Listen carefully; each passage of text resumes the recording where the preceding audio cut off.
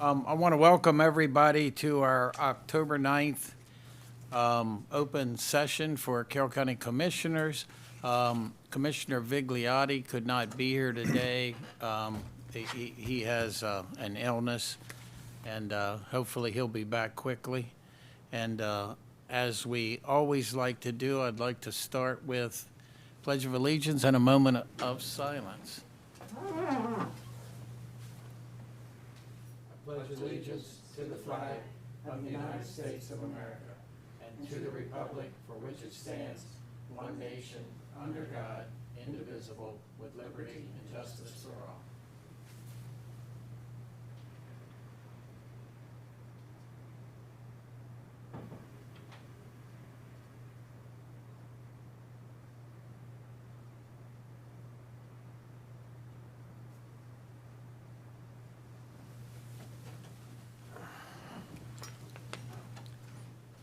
Commissioner Garrett, did you start last time? That's a great question.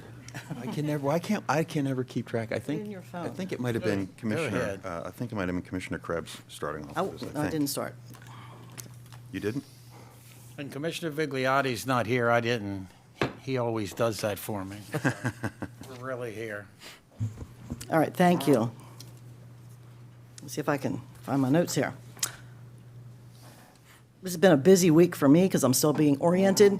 I want to thank Valerie Hawkins for meeting with me yesterday. I've been meeting with all the cabinet secretaries, and I thought I'd bring that up. And I met with emergency management yesterday up at the 911 Emergency Management Center in New Windsor. Got reacquainted with the 911 system and how it interacts with EMS and fire and our police. So it was very interesting and informative, and I really appreciate all of our people that work in the emergency management system.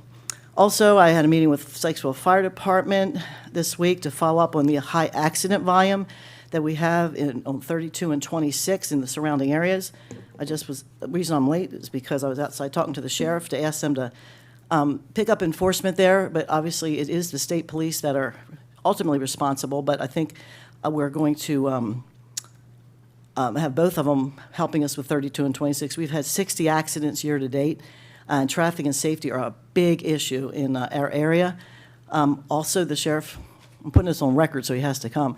The sheriff agreed that he would come to our CTP meeting and testify, or have someone testify about what's going on 32 and 26, because this project has been on the books for over 25 years, and it's just frustrating because the volumes have just gotten very great, and it is a state road, and there's a number of reasons why it's been delayed. But just want my constituents to know, and anybody who drives down there, that this is an urgent issue, and it's going to take all hands on deck. Also, I met with, last night, Chief Spalding from the Sykesville Fire Department was at our Lions Club meeting, but because we sponsor a program down there called Junior CSI, and we were thanking him for putting that program on for our youth. There's 30 youth from, I guess, Sykesville Middle School that come for a Saturday and learn all about junior CSI stuff, about fingerprinting and footprinting and how to investigate. So I think those interactions with our police officers are very positive. We do it all over the county, and I'm proud that we do that. And I think that's why our youth have respect for the most part, for our police officers, and that outreach is noticed in many ways. And one last thing, two things.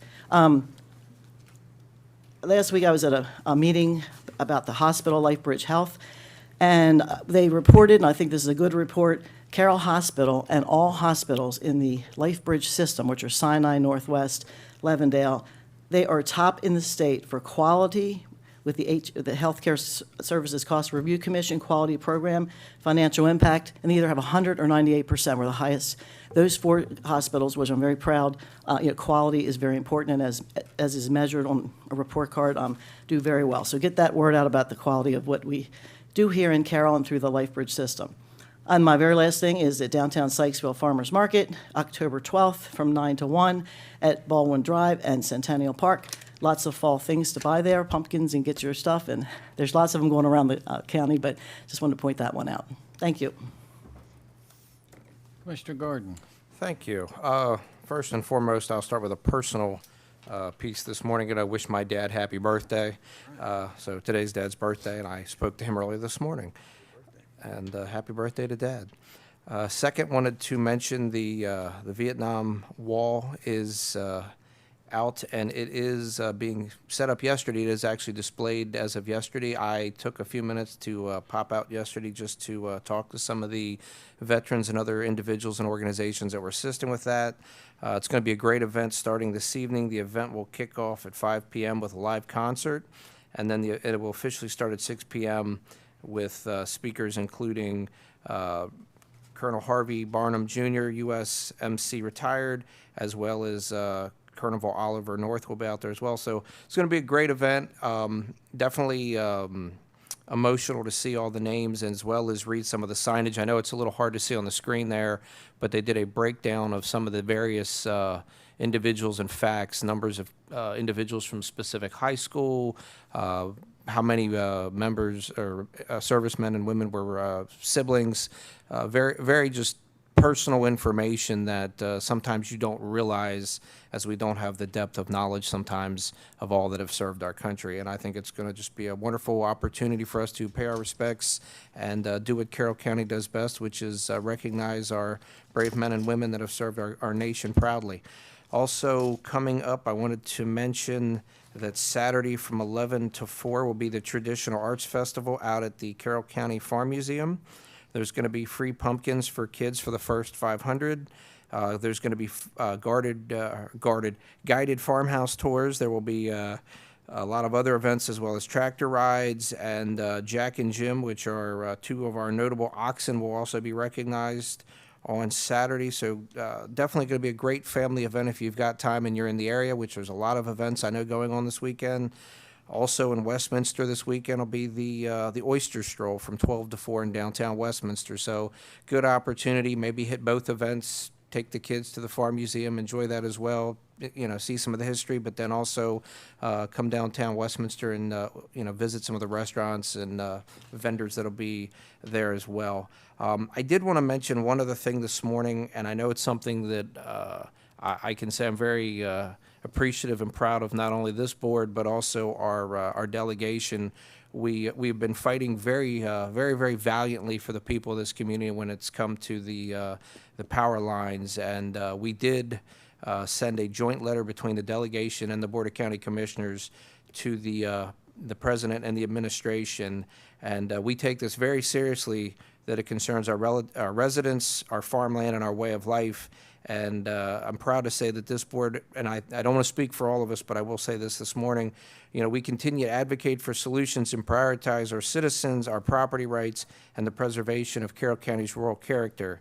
I think the message from both the Board of Commissioners and the delegation is clear, that Carroll County deserves to be heard. We're going to continue to keep fighting to protect our communities from unnecessary harmful projects and that do not do the best of what's in the interest of all of us that live in our community. I want to thank my fellow commissioners as well as the delegates for stepping up and all of us doing this together, because at the end of the day, what it comes down to is we all live here and we need to do what's best for our community. So I just want to say thank you to my colleagues that are here. Commissioner Vigliotti, I know, is not, as well as our delegation and everybody else involved. And that's all for me this morning. Thank you. Good morning, Carroll County, and happy birthday to Mr. Gordon. I will pass that along. Just a couple quick notes. I've got a graphic that I wanted to load up here. This is, hopefully everybody can see this. This is was recently published just a couple days ago from a chief economist by the name of E.J. Antoni. He deals strictly with numbers, just numbers, not politics, just numbers. And this is essentially states' economic growth of the past 3 months. And you will notice there is only one state there that has had negative growth to the extent that Maryland has, and it's Maryland. That is the orange state there. When you look at this map, you immediately have to ask yourself, why is Maryland doing so poorly? And I think we all know the answer. This General Assembly raised fees and taxes to an unprecedented level in the last General Assembly. How in the world can Maryland be declining economically? And this was done before the government shutdown. How can Maryland be doing so poorly given the fact that you have so many high earners that are federal employees or federal contractors? The answer is pretty simple. It's all about policies. It's all about economic policies that are affecting the state, if you want to even call them policies, because I don't call them that at all. People's bills are going up exponentially. People are having to pay more in fees, more in registration, more in taxes. Oftentimes, you look to either state elected officials or congressional officials, and you expect them to have conversations about this. But the fact of the matter is, people who run the counties, whether it's county executives, county councils, or in our case, the Board of Carroll County Commissioners, these are the things that matter truly to us. These affect you, the citizens, you, the residents of this county, directly. This has gotten a lot of press because it's really, it's not hard to understand why Maryland is doing so poorly.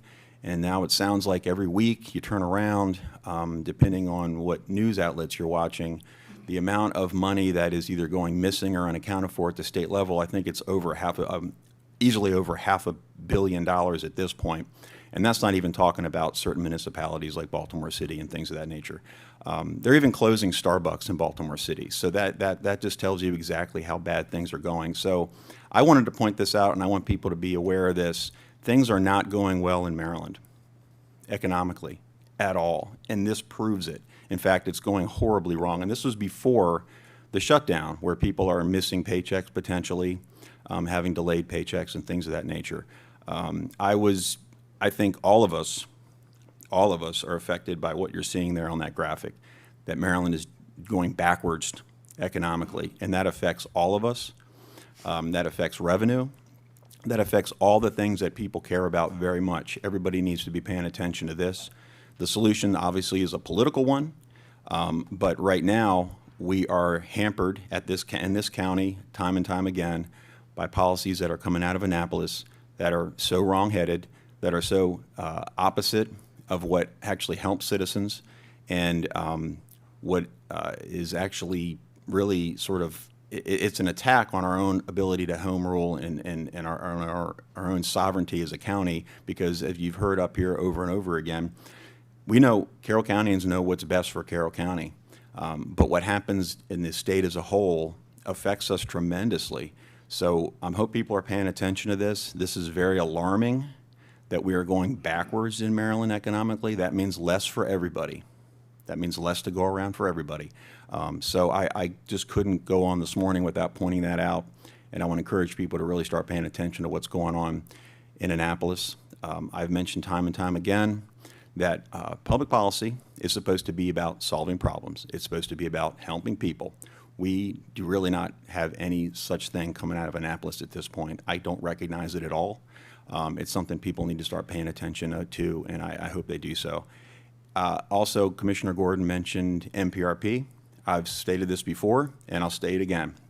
Commissioner Gordon mentioned this. Carroll County Board of County Commissioners is leading the fight against MPRP. All 5 of us. Baltimore County and Frederick County cannot say that. Go ahead and check it out. We are leading this fight. We're proud of it. Every time somebody reaches out to this board, to this staff here at the county level, and they want to talk about MPRP, they want answers on MPRP, they want to have a press conference, they want to come out and discuss it, we are open to doing that, and we welcome everybody with open arms, because the more people learn about what's going on, the more people are upset about it. It's obviously a huge issue on a lot of different levels. What frustrates me, though, is at the state level, particularly the governor, he has stated time and time again that he's opposed to it. But has he? People get that impression, but it still is my firm conviction that if the governor of the state of Maryland was opposed to MPRP, things would change overnight, and that's certainly not the case. I know we're just county commissioners here, and I'm the county commissioner for District 4, just a little piece of Carroll County down the southwest portion. I'm just a county commissioner, who am I to give the governor advice? But if Governor Moore was opposed to MPRP, he'd be opposed to MPRP. We need owners, because we do hear from them. It's very concerning. It's very concerning. There's a lot of issues where people are showing up. There's a lot of legal issues. It's involving a lot of different county directors and departments trying to figure out how to work around this. Very concerning, but we need more conviction from the state on MPRP. If it's a political issue, fine, I get that. But on a practical issue, the practicality of it is not there. We all know that MPRP does not benefit Carroll County residents. We all know that practically it looks like it's going to be still extremely difficult to enact. I mean, you've got property owners that just don't want it. What happens when those lines start to change over and over again because they can't use somebody's property? Practically speaking, it doesn't look practical. So even just from a common sense standpoint, we need more leadership there at the state level to oppose this from that perspective, whether you agree with it or not. Does it even work? I think if you ask that question, the answer is no. So again, appreciate the opportunity to speak with everybody this morning. I went on a little bit of a tangent there, but certainly, as always, the Board of County Commissioners is keeping a close eye on all these things. They're vitally important. We hear people that are concerned. We know you're concerned. And as Commissioner Gordon mentioned, we're still doing everything we possibly can to oppose that project from coming through Carroll County. And that's all for me. Thanks. Thank you, guys, and good tangent. MPRP, I wanted to mention something I won't get into. I agree with everything said. My two concerns are the governor very much supports climate change and shutting down energy-producing items, and our president seems to be very much happy about data centers, which is part of the reason for this. So we're telling them what we think, but I'm not sure if it's falling on deaf ears.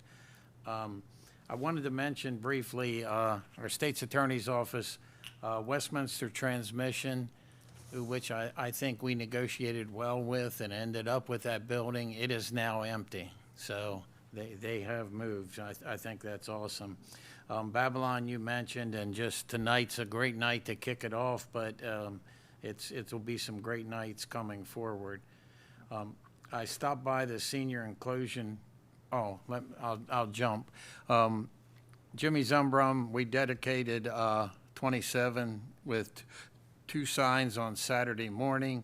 The Zumbrum family, who did a lot of work to make this happen, probably over a year plus. They thought it would be 50 people there. I said, nah, it'll be 30 or 40. It was 120. And I apologize. There's some people that came I didn't get a time to talk to, but what a great crowd and great speakers. And the sign does get uncovered. And there's another sign down the road, slightly towards Westminster on the other side. I went to the senior inclusion program, and what a great group of volunteers, staff members, managers, and I don't want to exaggerate and say that I wish I could have stayed to dance, but that group was very much ready to dance and happy when I cut it short and they could. So good group. America Fall Expo was also great. Carroll County Community College trustees meeting was yesterday. They're talking about how they want to expand the campus. Board of Education was yesterday. I think they put both additions on hold. I think Ted, attended and probably will give us a report on everything they said. He sent an email describing it. December 2nd is our Christmas tree lighting, but more importantly is the Polar Dunk Tank at Boys and Girls Club. We have some celebrities in the room right now that are going to be dunked. Well, if they raise enough money, the other person will be dunked, but I don't want to jinx them. And then Carroll Community College has a participant again this year. I heard that Secretary Rothstein, who I'll say had loudly deserted us for the state, I understand he will be in it, and I don't Not know. against Celine. I don't know who his opponent is, but I want to Do you give know who them your money. opponent is? No, I don't know yet. Oh, Yeah. I've heard who's in it, but I haven't heard all the opponents yet. So, they do spread salt around. You won't slip and fall, but you might be a little chilly. I hope she won't get dunked. The North Carroll Business Association on Saturday at Friendly Farms has their annual gala.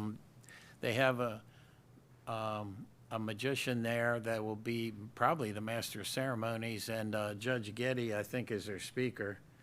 And then on Sunday, Manchester Wrestling has their crab feed at Hampstead, and there's still room if anybody's interested in coming. Great crabs, great oysters. And then I'll do my brief commercial for volunteer fire companies.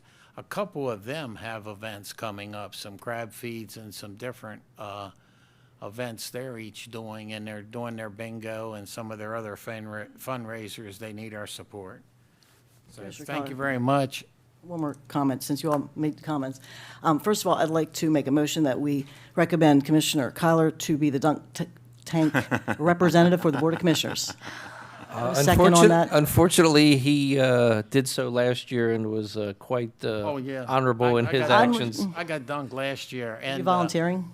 And no offense to anybody that's in it this year, my opponent, what was his name? Oh, Oh my gosh, I can Galen picture Rope. it. Yeah, yes, you and Galen.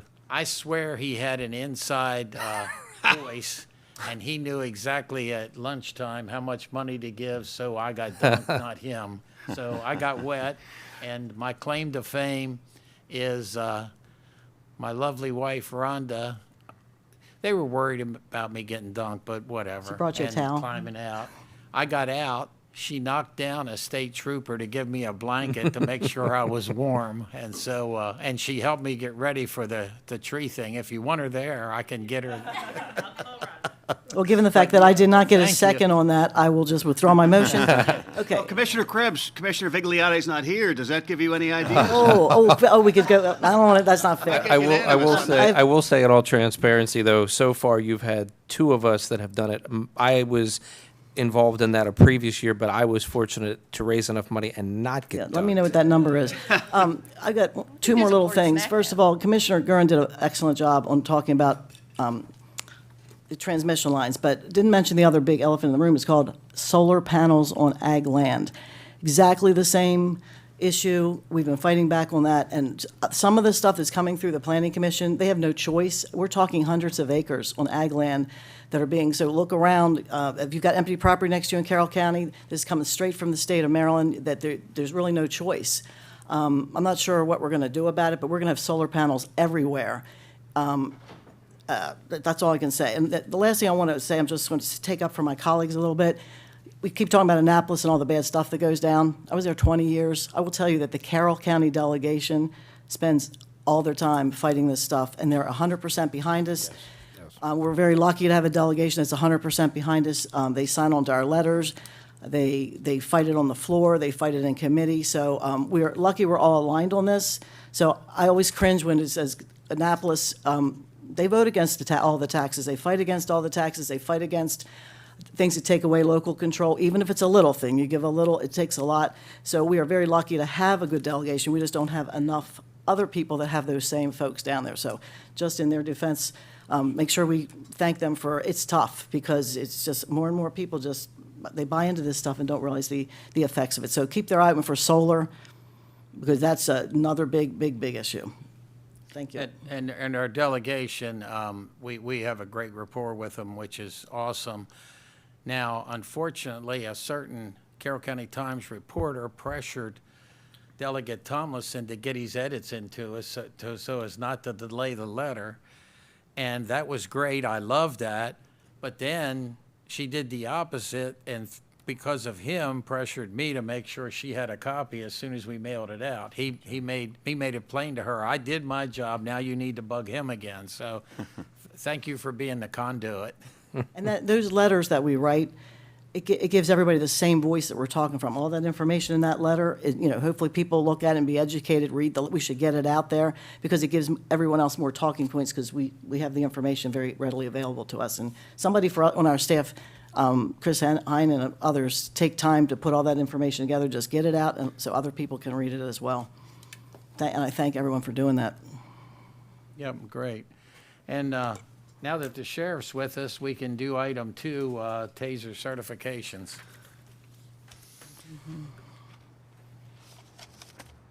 Good morning. Sorry, I fell asleep listening to Well, you guys speak. and I apologize for that, but she doesn't always bring you. So, you know, we didn't know if we were going to be blessed today or not. Morning, Commissioners. Morning. The Office of Procurement, in cooperation with the Carroll County Sheriff's Office, is requesting your approval to renew the contract with Accent Enterprise, Inc. in the amount of $73,234.11. This purchase will be made utilizing National Purchasing Partners Contract RFP 2010 that was competitively bid. This amount is approved in the FY26 budget. So good morning, Commissioners. Just a little background on why we're here this morning for this.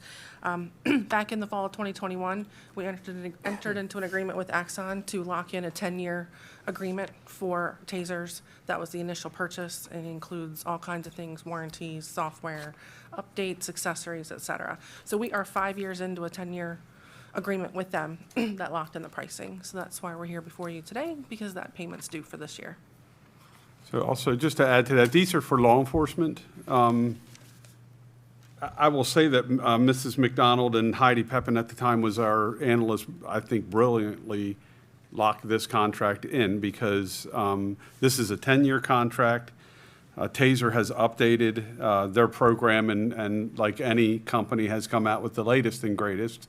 But we felt like the TASER that we were carrying worked very well for us. So this particular contract, I want to say $35,000, $40,000 a year had we gone to the upgraded TASER and not locked in this contract. So at the end of this contract, we believe TASER will no longer support the product that we are carrying, and we'll be forced then to go to the upgraded model, and it'll probably be like the iPhone. It's the iPhone 20 that's out there now, and we'll be forced to go into that model. But when they locked into this contract, I think TASER has called us several times and asking us, you really want these new ones, don't you? And we don't. We've been very successful with the model that we're carrying, and you know, I have deployment numbers both in the jail and in law enforcement. We don't deploy it often. We don't discharge it often. But the weapon itself does carry a lot of weight in that when it's taken out of the holster and displayed, people tend to comply. And you want to talk about diving into cold water, Commissioner Kyler. Anytime you want to do a TASER challenge, yeah, not you, Celine. I like you. But they're effective. It's a tool that is absolutely a must in law enforcement, and we appreciate the 2 boards ago making sure that we had these, but the fact that we locked into a contract was absolutely brilliant and saved the county an awful lot of money over the years.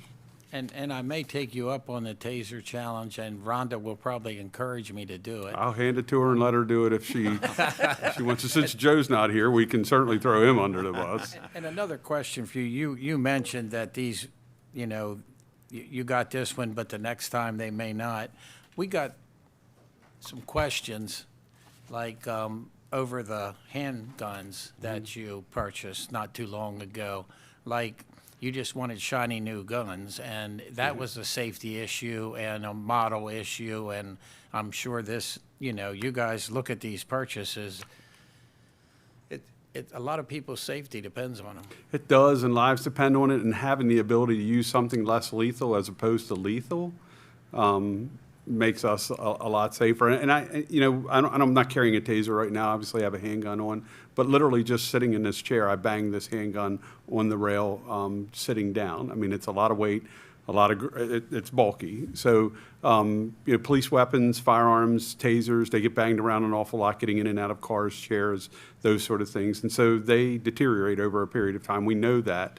So that's why they're on a life cycle. And Mrs. McDonald, over the years that I've been sheriff, has put just about every piece of equipment that we own on a life cycle so that it's budgeted.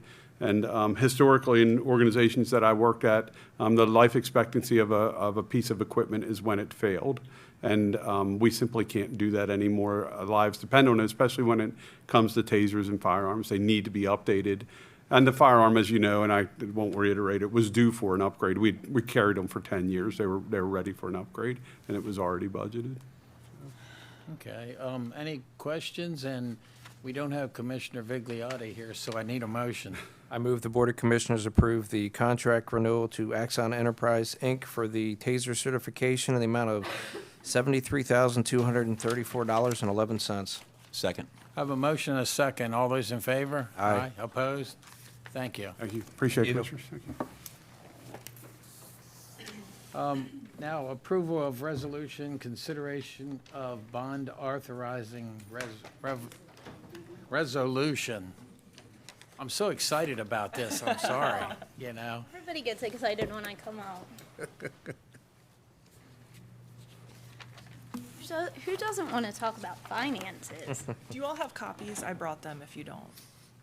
Resolution. I'm happy to. I will pass them If we out no could, matter. yes.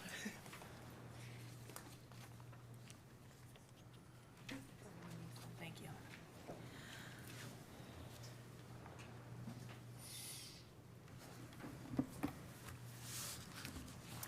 So good morning, Commissioners. As you're receiving a copy of the bond resolution, joining me today is Miss Emily Fustig from our bond counsel, McKinnon, Shelton, and Henn.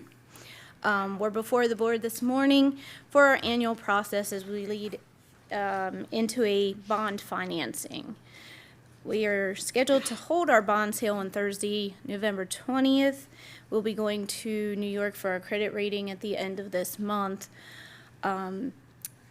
Your action today would be to consider the resolution, which would authorize the issuance of $31.5 million of new bond financing.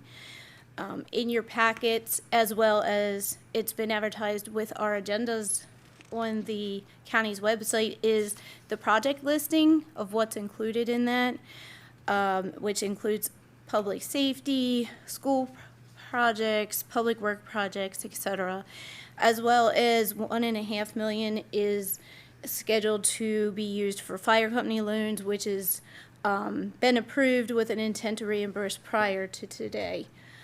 These include $1 million for New Windsor Fire Company and $500,000 for Winfield Fire Company.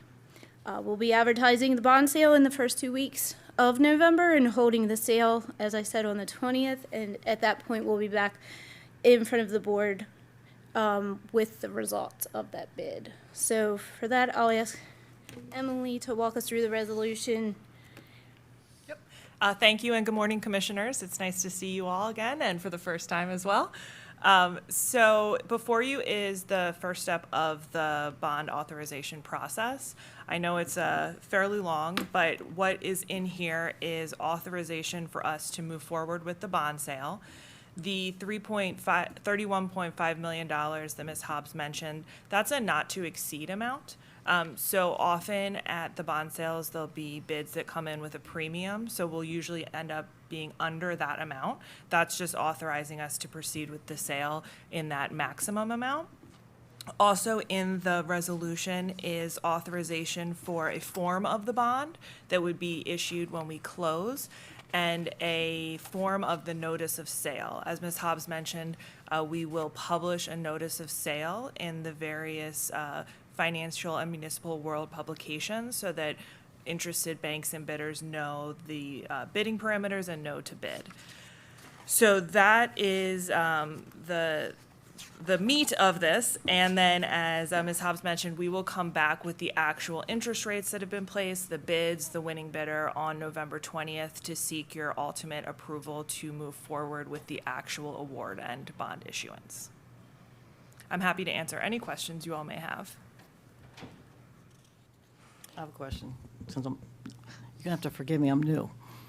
Two things. Number one, thank you for the list. Every year I ask for the list in Annapolis in like January, February, and now you got it all done and you can just send it right with it when you request it. I don't have to call and ask for it. And I asked for it again, so thank you. So the list that's here in front of you, this is just what your intentions are. You're not stuck to this list. I mean, you can move things around. Yeah, so there's a little bit of flexibility. The list, as you can see in the actual resolution, which is the second to last page, has general project categories like public safety, public works, education. We could move things around within these areas if needed between now and when we close. The detailed list that was provided is currently the specific projects within each of those categories that is expected to be done.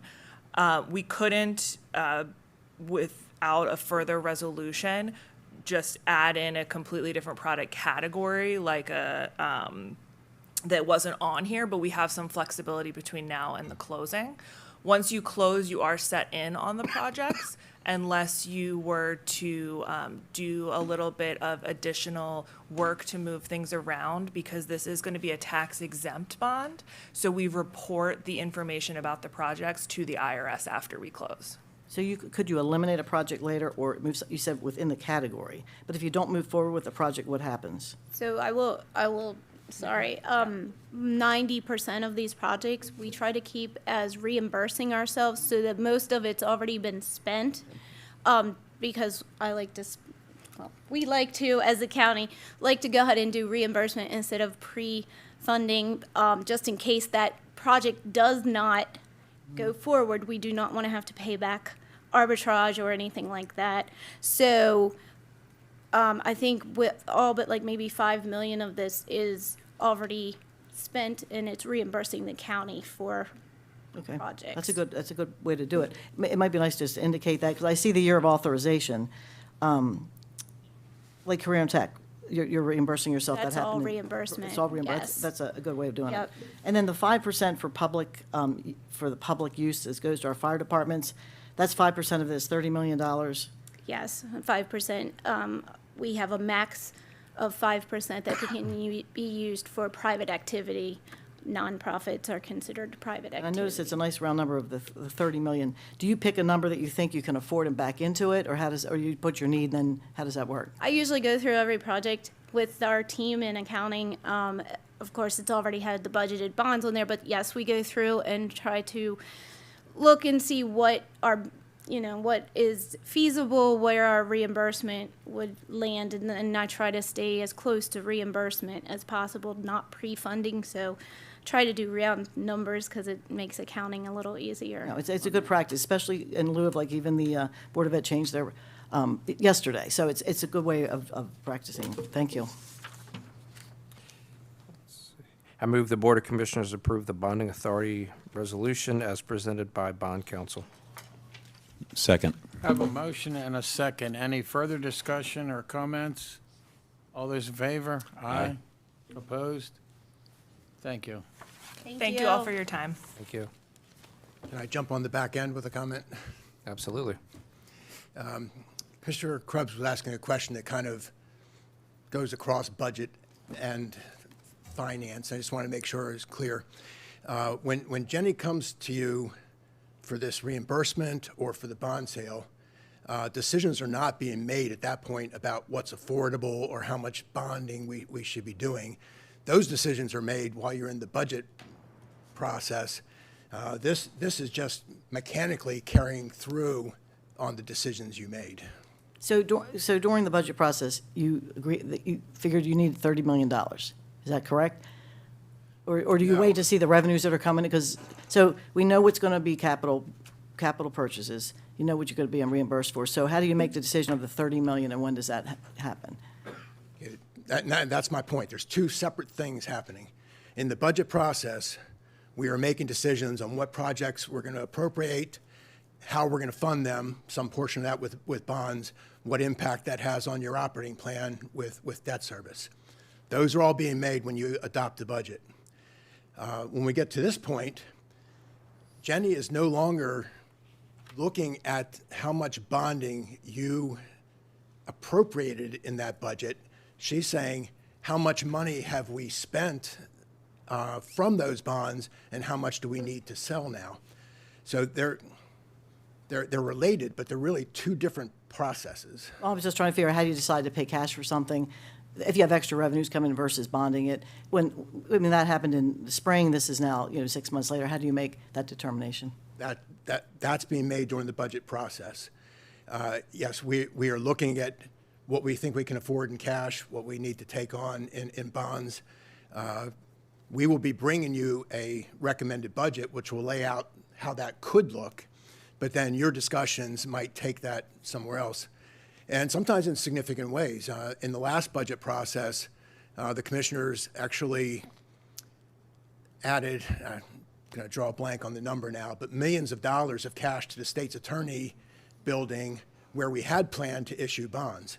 So it was a very specific decision on the board's part to say, no, let's do less debt. No, and that's why I was asking, because I knew we did that, and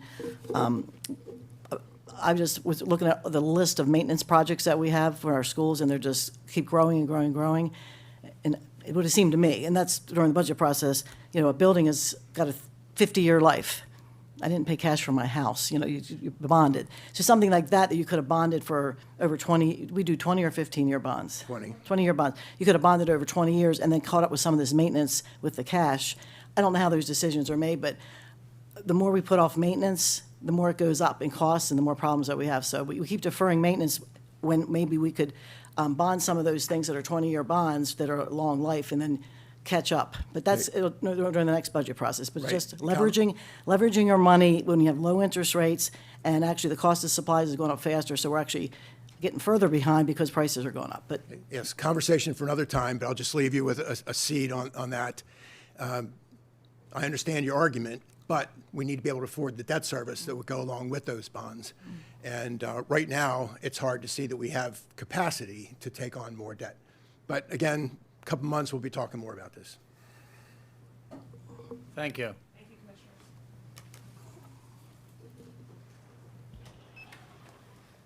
Now we have a public hearing for the Community Development Block Grant Springboard Community Services. Good morning, Commissioner. This is a public hearing, as you said, concerning the fiscal year Community Development Block Grant for Springboard Community Services Phase 2 apartment renovations. The grant application requires a public hearing, and this was advertised in the Carroll County Times on October 3rd, 2025. We can give you a brief overview, if you like, from our grants, from Celine, our Director of Citizen Services, and from we have F.T. Burden here, the CEO of Springboard, and This is Nicole Jackman. She is also with Springboard, and she is their Director of Client Services. thank you, thank you. And before you start, I think we have no public comment here, and we have no public comment on the phone for this agenda item, correct? That is correct. I have no one on the line. So it's all you. Okay. As I said, formally wanted to welcome F.T. Burden, who is our Executive Director of Springboard Community Services, and then he is accompanied by Nicole Jackman. And she is stationed here locally in Carroll County. We work very closely with Nicole on a lot of pieces of our continuum of care homelessness board, as well as behavioral health and other components. And she is the Senior Director of Client Services with Springboard. And again, we had been before you in September 4th, asking to open or for approval to create a CDBG application to support Phase 2 renovations of Springboard's Westminster campus. And a public hearing requirement is part of the grant application process for CDBG funding, and we did that, as Mr. Burke noted, on October the 3rd, 2025, in the Carroll County Times. We are a non-entitlement jurisdiction here in Carroll County, and we are required, that does allow us to apply for CDBG funding through the Maryland Department of Housing and Community Development for federal community development block grants. The commissioners, you all have long supported a lot of these different projects. We noted them when we were here before, things like the Boys and Girls Club Gymnasium, the Penmar Respite Inn, ARC facility renovations, and then also Access Carroll, and also our new family shelter that's almost coming to fruition. So that being said, I want to turn it over to Nicole and FT to share some additional pieces of what this project entails. You go first. I have something right. Over the years, our agency has deeply committed to preserving the historical and structural integrity of the schoolhouse. An iconic part of the community, and we've used significant investments and careful planning. We have successfully completed many structural improvements to ensure that this beloved building remains strong and viable for generations to come. With the foundation and the bones of the structure now stabilized, our focus must turn to what truly makes this building come alive, which is the community and residents. This began this past year when we upgraded our mental health suites, given the growing need in our community. Many of the seniors who call West End Apartments have lived there for many years. They are an essential part of the community fabric, and they deserve to age in a place with dignity, comfort, and safety. As we move into the next phase, it's critical that these living spaces reflect standards and amenities of modern independent living. This includes upgrading features such as safety systems, bathrooms, kitchens, and most important, the elevator.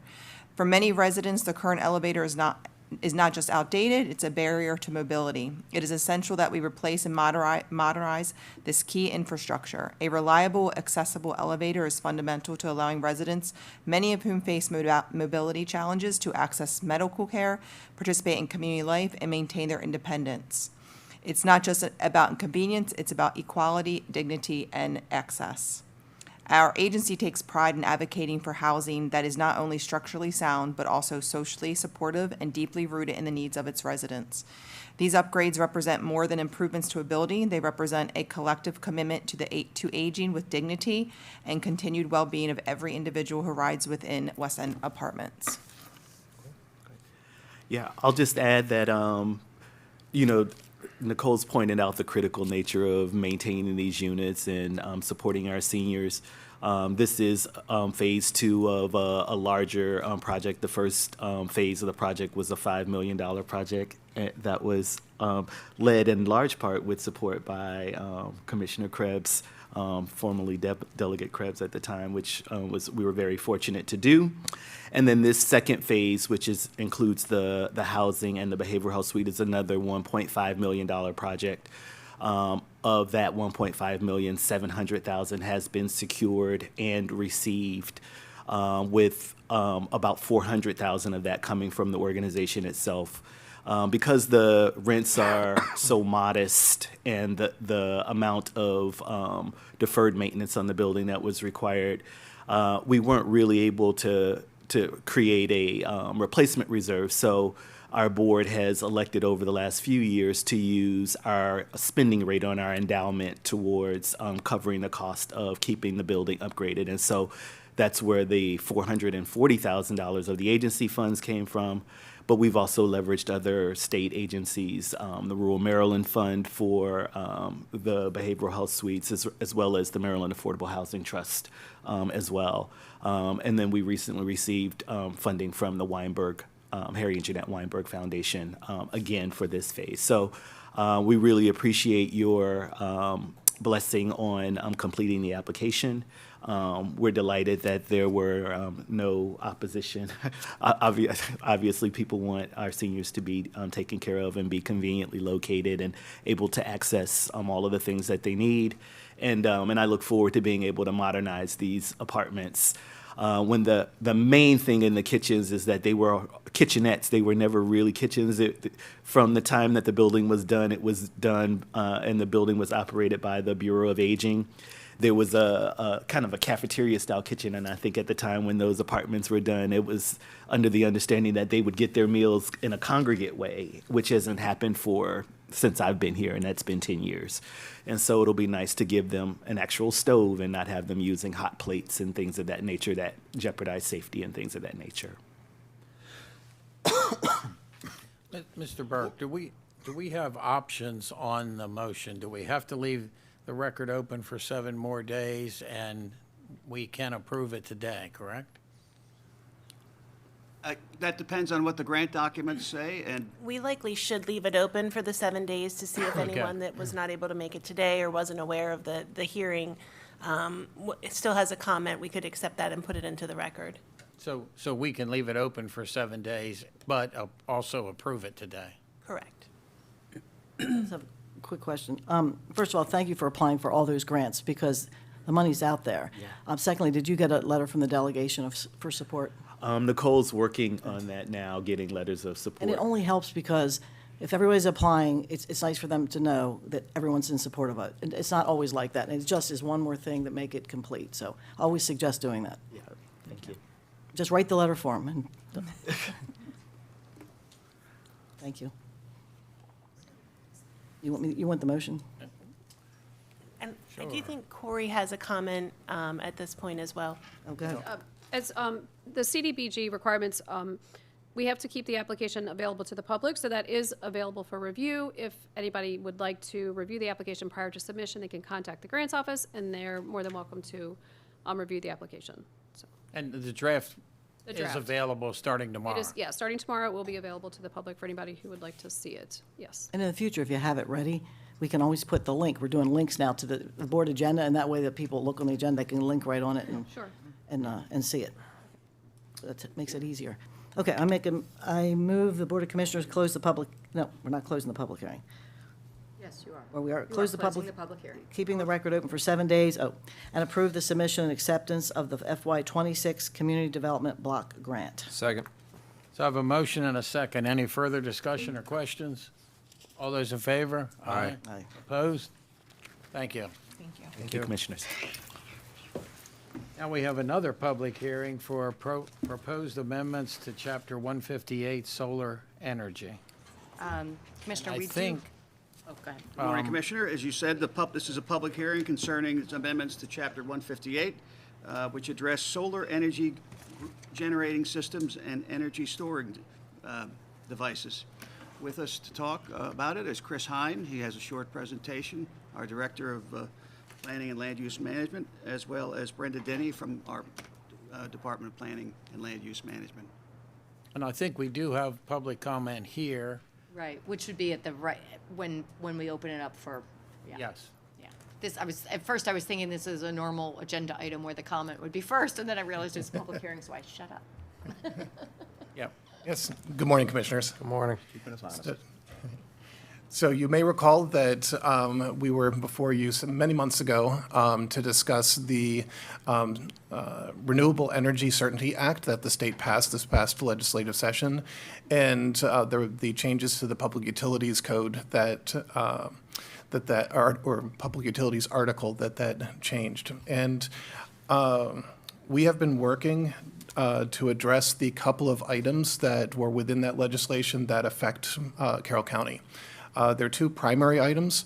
One is that solar facilities, the state basically provided guidance or requirements to local jurisdictions that said we have to approve solar facilities if they meet certain requirements. And obviously, we could enact lesser requirements if we so wished. The approach we took was to go through our existing requirements, lowered those to match the state where required, and leave in place the ones that were specific to ourselves that the state was silent on. The other item that the state required was a new use, which is energy storage devices, and requiring that we allow those in all zoning districts. The state was a little bit more silent on specific requirements on those, and so given that we did not have that as an existing use, we added that, or proposing to add that to our code, and the various requirements that we felt were appropriate. So per your direction, we worked with Planning and Zoning Commission to develop the new codes for consideration. We presented those to you several meetings back, and we're here today for a public hearing regarding those proposed changes. So following the public hearing, a couple of options. The record can be kept open if additional comments are expected, and that's typically done for 10 days. And then we would come back in 2 weeks for further discussion and a decision. Or options for today, obviously further discussion. If you wanted to go into deep discussion regarding the code, we can certainly schedule a work session to work with you on that. Or you can modify any of the sections that you wish to modify, and/or you can adopt the text amendments today with or without changes.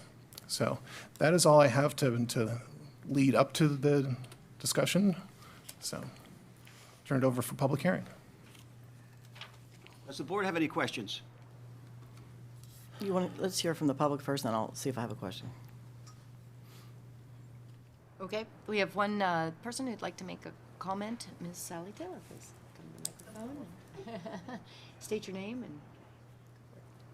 Hi, I'm Sally Taylor from Eldersburg, Maryland, and I know that you all are kind of held captive by the swirl of events that the state has foisted upon us. But I would still like to make some public comments for the record and maybe push back on a couple things or ask a couple things. One is the abandoned site timeline, which talks about, I don't know whether we have any flexibility to shorten those, that timeline for the facilities from the 6 months maybe down to 3 months. This is on, or in the 12 months before the county would consider a facility abandoned. It's on, I should have numbered the pages, but it's B of number 9 of, it's about the 4th, 5th page. I can further give you all that. Then I don't know how much flexibility we have in determining the 125% and where we actually come up with the final number that we would hold for any type of a surety bond or any type of money that we hold from the owners. But I wanted to put in the record something that I found from the New Jersey Department, North Carolina Department of Environmental Quality. And just to give you an idea of what the county might be facing if these properties are abandoned, production sites between 25 and 50 acres containing up to 250,000 solar panels per site. Collectively, these panels weigh a bit over 500,000 tons that will need to be transported, recycled, or disposed of. According to the North Carolina Cooperative Extension, at the moment, disposal is the only feasible option. And this article was dated July 2025, which talks about that these sites might need between $750,000 and $1.5 million per site to be remediated, which is a heck of a lot of money. And I also, when I was looking at some just general materials from sources from industry, those numbers are a lot less. So I want to make sure that whatever that 125% figure is, that we're looking at a real remediation and disposal figures. The other thing I can't get to, I guess I'll have to do 10, but it goes to fire updates. We have a requirement in there about certain things that the owners, operators have to provide fire departments on their plan. I would suggest that these are updated more than just at the get-go of the application, that we do these type of updates maybe throughout the life cycle of these facilities, and then look at any type adding extra safeguards for soil remediation should a fire occur, because those fires are hideous. And the last point has nothing to do with this, and I'll be real fast. Resist zoning changes around facilities, particularly with farmland. Right now, we don't want to see, we have what we would call an industrial site solar. We don't want to see people say, okay, well then maybe we can put other industrial or commercial use around this. We want to make sure that those areas stay as porous as possible so that we can, in fact, reclaim them for farmland in the future. So those are a few things. Thank you. Okay. Thank you. Do you guys have any comments about what, and that's the only public comment, correct? Yes, sorry. Yeah. Do you guys have any comments related to that? Oh, sure, I can respond to a couple of the questions. The easy one is the 125% related to decommissioning. That's set in the state code, so we're not allowed to set that any higher. Related to the time frame for decommissioning, the state is relatively silent on the provisions for what the decommissioning plan, the metrics of that. And so we indicate that a facility that ceases to produce electricity for 12 months shall be considered abandoned, and then we would move forward with a decommissioning plan. That's certainly, if the Board of County Commissioners wanted to change that in that timeframe, I mean, I'd want to double check and make sure we're not running afoul of anything that's in the state utility code, but that certainly could be considered. And then upgrades during the life cycle regarding fire and so on. If there was a significant change to the facility, it would most likely require a site amendment. And so as part of that site amendment, it would go back through our review process, and our fire and EMS folks would be looking at it again and would note any changes. Commissioners, any questions, discussion? I have a question. First of all, Ms. Taylor, can you leave us a copy of that article? Just something to refer to.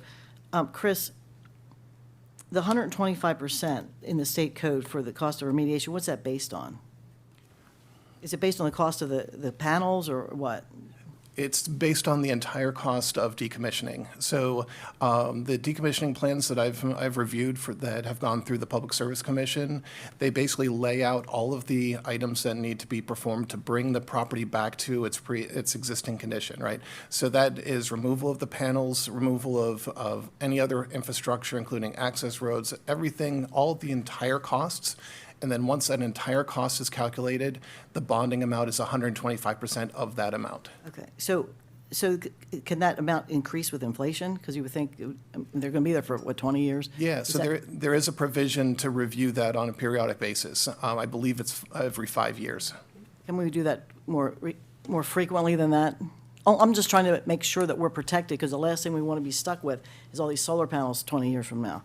Right. And somebody say at our gravesite that, oh, look what they did to us. They didn't, you know what I'm saying? We want to be as strict as we can on this bonding. So these companies, the life of these solar panels, is it 20 years or longer? I've heard varying timeframes. 20 years is typically what we think of, but I have heard some solar development companies say 30 years. So it's an extended period of So the time. company gets this bond up front? Yes. And it's paid for just one time, or is it paid for year after year? So it's just like a construction bond. They post the surety up front, so that's held by the county or potentially by the Public Service Commission. That still is sort of questionable as to who holds the bond. Our code allows for either. And then state law says that it can be revisited every 5 years to make sure that it may go up or it may come down, but it can be adjusted I'm every asking 5 because years. a construction project doesn't take 20 years normally. So you're bonding it, they're still in business. Yes. And you can collect. This is like 20 years from now. So you don't even know if these guys are going to be around in 20 years. So what happens?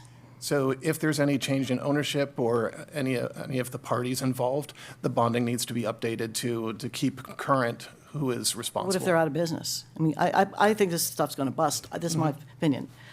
It's going up, I think it's going to go down. So what happens then with those solar panels that are sitting there? Who's going to be responsible? Yes, so that's the purpose of having that bond, so that. If they're not there to pay for it, you say. That's the bond. I know, but so you pay way up front for 20 whole years. You don't keep paying. On a construction project, it lasts for that life. But so it's going to be a pretty expensive bond if it's a 20-year bond. How do you get the increases in the bond? No, I'm sorry, maybe I'm not explaining it well. So, before the project is constructed, the solar company has to develop a decommissioning plan where they identify all of the costs that should, so when the project is going to be decommissioned, what is that cost? And so it may be, say, $300,000 in order to return the property back to the condition it was prior. They then post that bond, so we, the county, have that money available. So if that company over the life of that project disappears, and we determine that, you know what, it's abandoned and nobody's here to decommission it, we have that $300,000 available to us that we can then perform the decommissioning. Well, okay, two things. Number one, you just said they determine the amount of decommissioning. That doesn't seem like a independent assessment to me. I mean, because you don't know. I mean, that article, I don't know where the numbers came from, but it seems like a lot bigger numbers. So them coming up with that number is not that great. And then they're paying this bond upfront. So if they go bankrupt in 9 years, that bond has an escalator in it as costs have gone up in 20 years to do that decommissioning? So to answer your first question, I forgot what your first question was. About them setting their own costs. Setting their own costs, yes. setting their remediation So costs, that yes. needs to be reviewed and approved by the county. So so the decommissioning plan has an itemized list of all of the costs that they assumed, and we review that and we approve it. And so we have some discretion over that? Yes. Do we have history? I mean, we already had decommissioning of solar panels. I know windmills. I just know I was in Canada this summer, and there are thousands of decommissioned windmills. They're not decommissioned, they're still there. And I guess they're never going to take them down. So I just, someday we don't want to have solar panels all over the place that aren't working. Yes. And we don't want the taxpayers to have to pay for this folly that we're doing here. I completely agree. And so, yes, we would review those itemized items, and we have engineering staff and so on that can look at those itemized costs and say, okay, we've got an access road that needs to be removed. The removal of the gravel, removal of this, per unit cost, they derive all of that, and then we can look at that and say, yes, that is realistic. There are companies that will bond this for 20 years. Yes.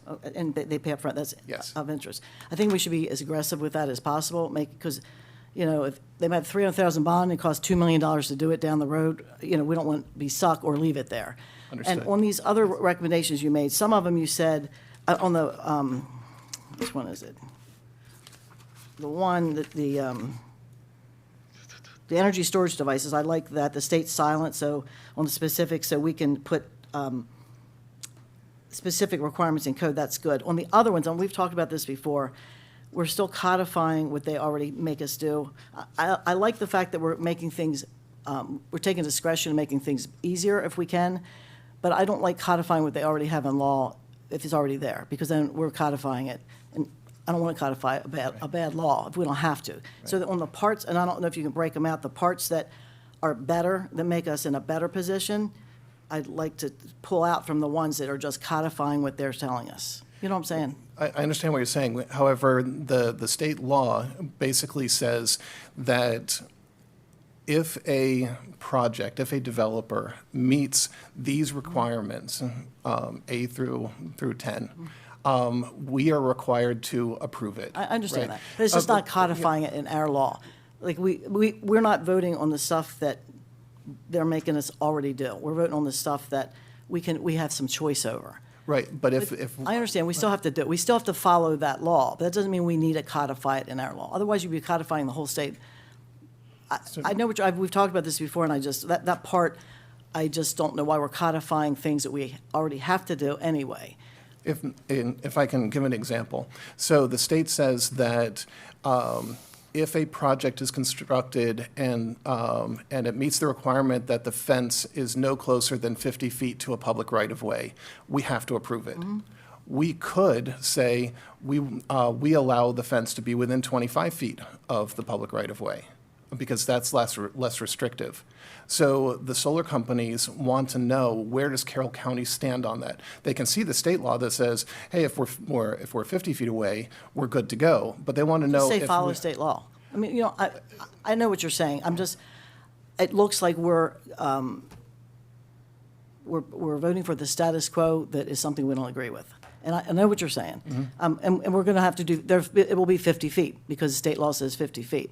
And you might just put according to state law. I don't know. I do not like codifying things that don't make us in a better position that we don't agree with. But that's just, it's a philosophical thing that. Yeah, no, I understand. And the other consideration is that is for simplicity and for clarification for all parties. So right now, I'll say that my staff is very confused because we have county code that says one thing, state law that's said another, and also citizens and the development community don't know.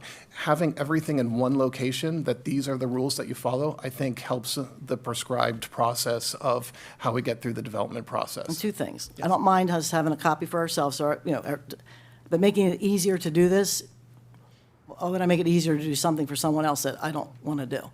So for the sake of the people that want to do this, we don't agree with it. It's being shoved upon us. If you guys want to delineate a copy that has the state law in it, that's fine with me to make it easy. But I'm not trying to make it easy. But that's just. Okay. But thank you. It's a lot of work. I understand it. I just I'm so opposed to what they're making us do here.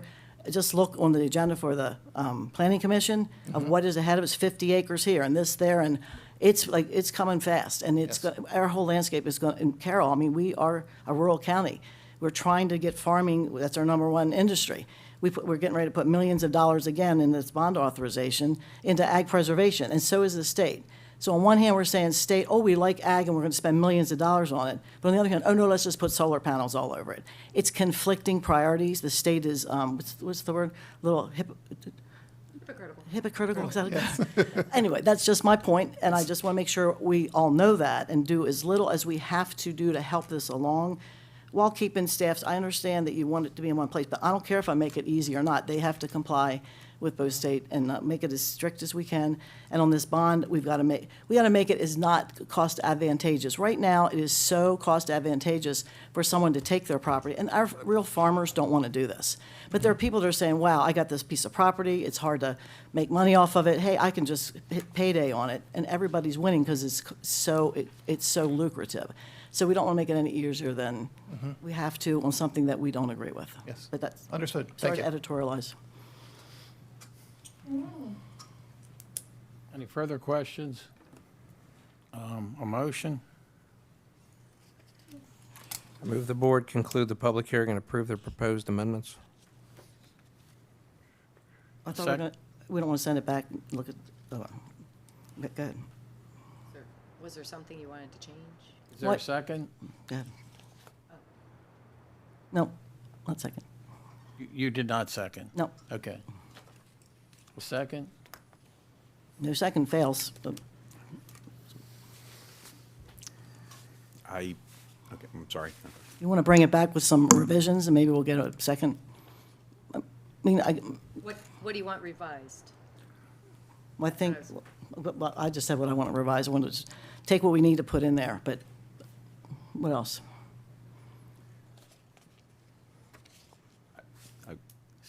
I'm trying to see if, I just want to make sure we're in discussion mode at this point. Yeah, if, but we're. Okay, yeah, I just want to. The way we work, yeah, we can discuss Okay, I just prior to wanna- motion, prior to want second. to make sure. I think all the concerns regarding this have been mentioned. This is not the first time this board has been confronted with a situation like this. It seems to happen almost every week now. I worry about unintended consequences. I worry about what doors this might open, regardless of whether it's state law or not. I hate kicking the can down the road because we never want to do that, and we don't want to be in a position where we don't have a say at all. And I know that's been something that this board's been concerned about with all the issues that we don't agree with.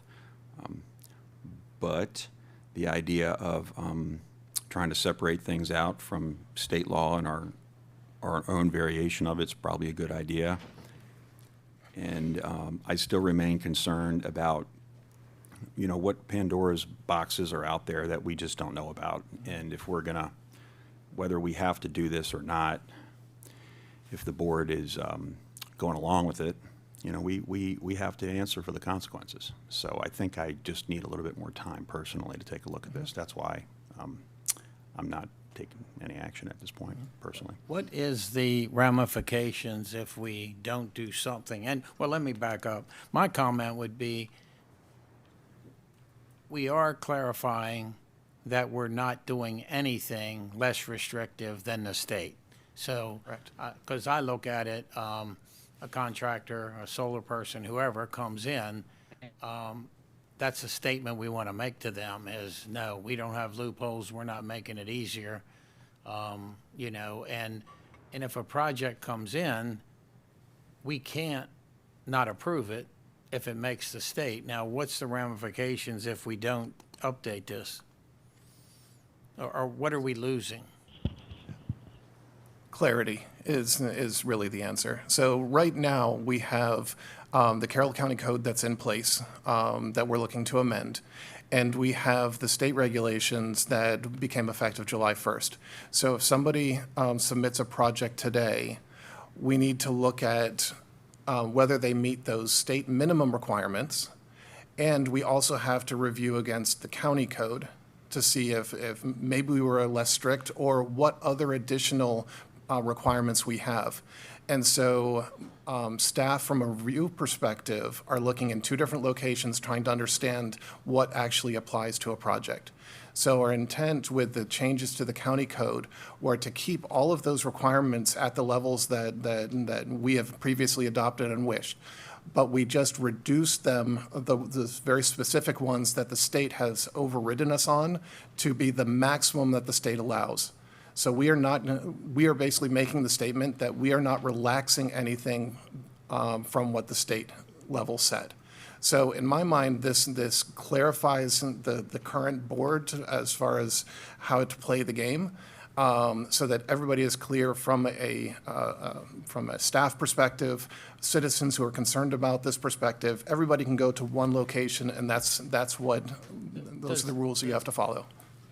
Chris, do we currently address solar energy storage devices in our ordinance? No, we do not. Wouldn't that leave them That is unregulated, wouldn't it? Yes, that is totally unregulated. So if we had a project come in today related to energy storage devices, we do not have a code to review that against.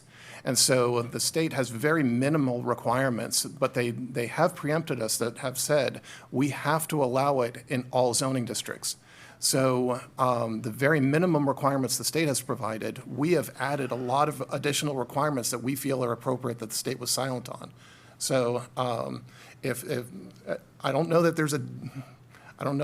there's a project waiting in the wings that we have to be concerned about, but I have had 4 or 5 phone calls from various parties that are interested in doing these types of projects. So they are imminent. Yeah, so I guess my opinion would be that we're in a weaker position if we don't do this than if we do, and we're definitely clarifying. So I would like to go ahead and second your motion, so we take a vote. Yeah, good. Any other discussion? And I'm just going to tell you, as I mentioned, I support pieces of this. If we would break it out, I would vote on those pieces, that we make it less restrictive. Because it's all together, I can't vote for it, because I do not think it's wise to do what we're doing. And the other thing I want to ask, and this I guess could be added later, you guys all have your administrator meetings and whatever. I'd like to know what other counties are doing to make this a little tougher. There's got to be something out there that we can make another hoop to jump through. And I don't know if we looked at additional hoops, so it could come later, but additional hoops to make this more challenging, because I am concerned about the decommissioning and the bonding and the length of that time for a bond. Has anyone even bonded these yet? Do you know? I mean, do people offer this? I've bought bonds for longer than 20 years. Oh, for a project for over 20 years? Yeah. For Development projects many times take. for a big one that keeps going on, but this is one that just, I understand what you're saying, but that's something that keeps going on. The company's still there building it. This is one that the company could go away. They come, they put their panels in, boom. These solar companies have come and gone already like a big vicious circle. And they're going to go away when they stop funding them with grants. So as soon as the federal government gets around to that, they're doing it with windmills, they're not going to be able to do them. So you're going to say, okay, these companies are going to be out of business. They're not going to, so if we don't have the remediation amount in place, we're going to be up the creek. We aren't, because we're going to be probably underground. But in 20 years from, is that 20 years? Well, I don't want to be underground yet. But you know what I'm saying? So if it was separated out, I could support it altogether. I just don't want to do the things that we're codifying. And I know it makes it easier to read, but you can type that in a document. And So if I may just clarify one thing, we are not proposing anything that's less I know that. I know restrictive that. than No, the but you're state. still codifying their stuff that's already in state law. And we don't do that with everything. I understand, just for simplicity of reading it. I'm not trying to make it simple. And that's just the thing. I'm just not trying to make it simple for them. If you want to make it simple for yourself, type it up and put it in there. But, we would be, we've talked about this. We're very careful in codifying federal law. We could codify all federal law, but we don't. So, if it's something I agree with, I codify it. But you're tying yourself down. But the things that we are doing more restrictive, I support that. I support it for the renewable energy storage devices. I think that's good. And there was another place you said. So if you do it as the package, I say no. If you want to pull it out and do it separate, I will vote on those things. So however you want to do it. Any other discussion, questions? So All just, those in favor? hold on, if I Aye. could, just 1 second. Oh, I'm sorry. Just for clarification, so we were talking about what the state requires versus what we've looked at adding. The storage device component, is that primarily us that we've kind of added, correct me if I'm wrong, and I think I am correct, we've added a fair amount of that Yes. on our own. Yeah, there The are. state has left it pretty wide open. There are some requirements. I don't recall them totally off the top of my head. Things like, I think like some of the screening provisions and fencing and so on, but it's very limited. The majority of what's in here, we copied from the solar code to make consistent. Yes, I think to answer your question, most of the items we have added in. And I'm trying to remember, and I think I'm correct on this, we had modified through planning and zoning some of the oversight regarding fire and EMS access, because if I Yes. remember correctly, the state actually was, I'd say, lesser when it came to the amount of space required for fire and EMS access. Yes. The access road, Which yeah. would have made it more prohibitive for them to get to a property, if there were to be a critical issue of some type. If we were to leave this be, that would then start it in the process, or does that leave us in a precarious position?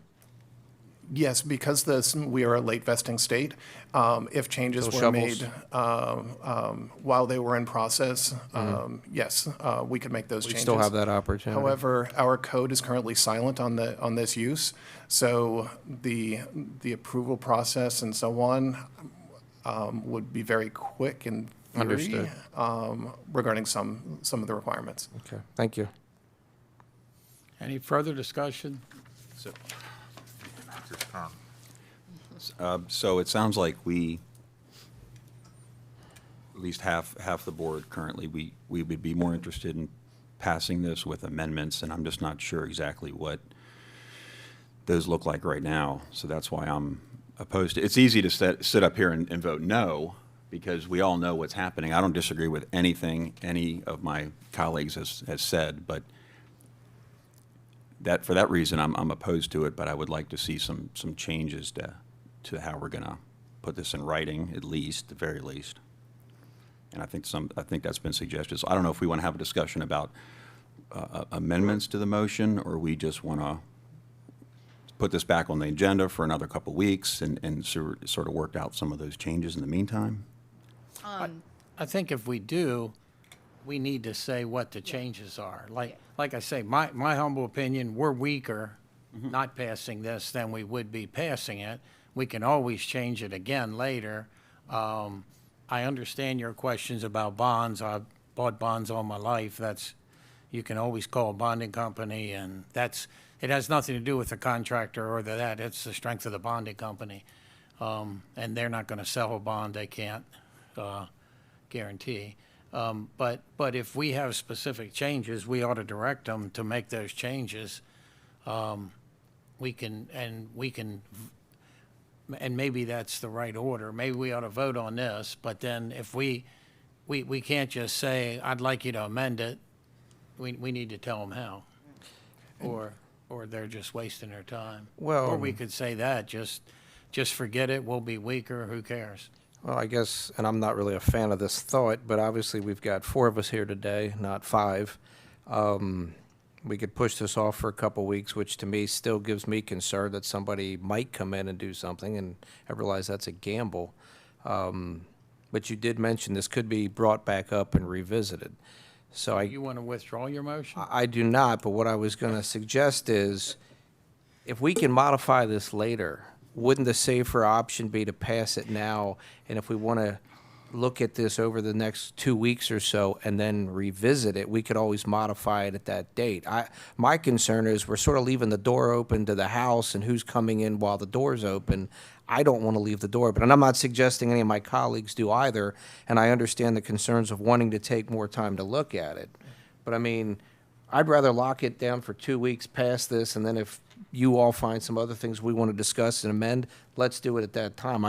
That's my biggest concern, and I think that was more or less the concern with, when I was sitting down at the planning and zoning meeting, is we don't want to leave the door open. So can I just ask you, which of the other thing is leaving the door? The stuff in state law has to be done.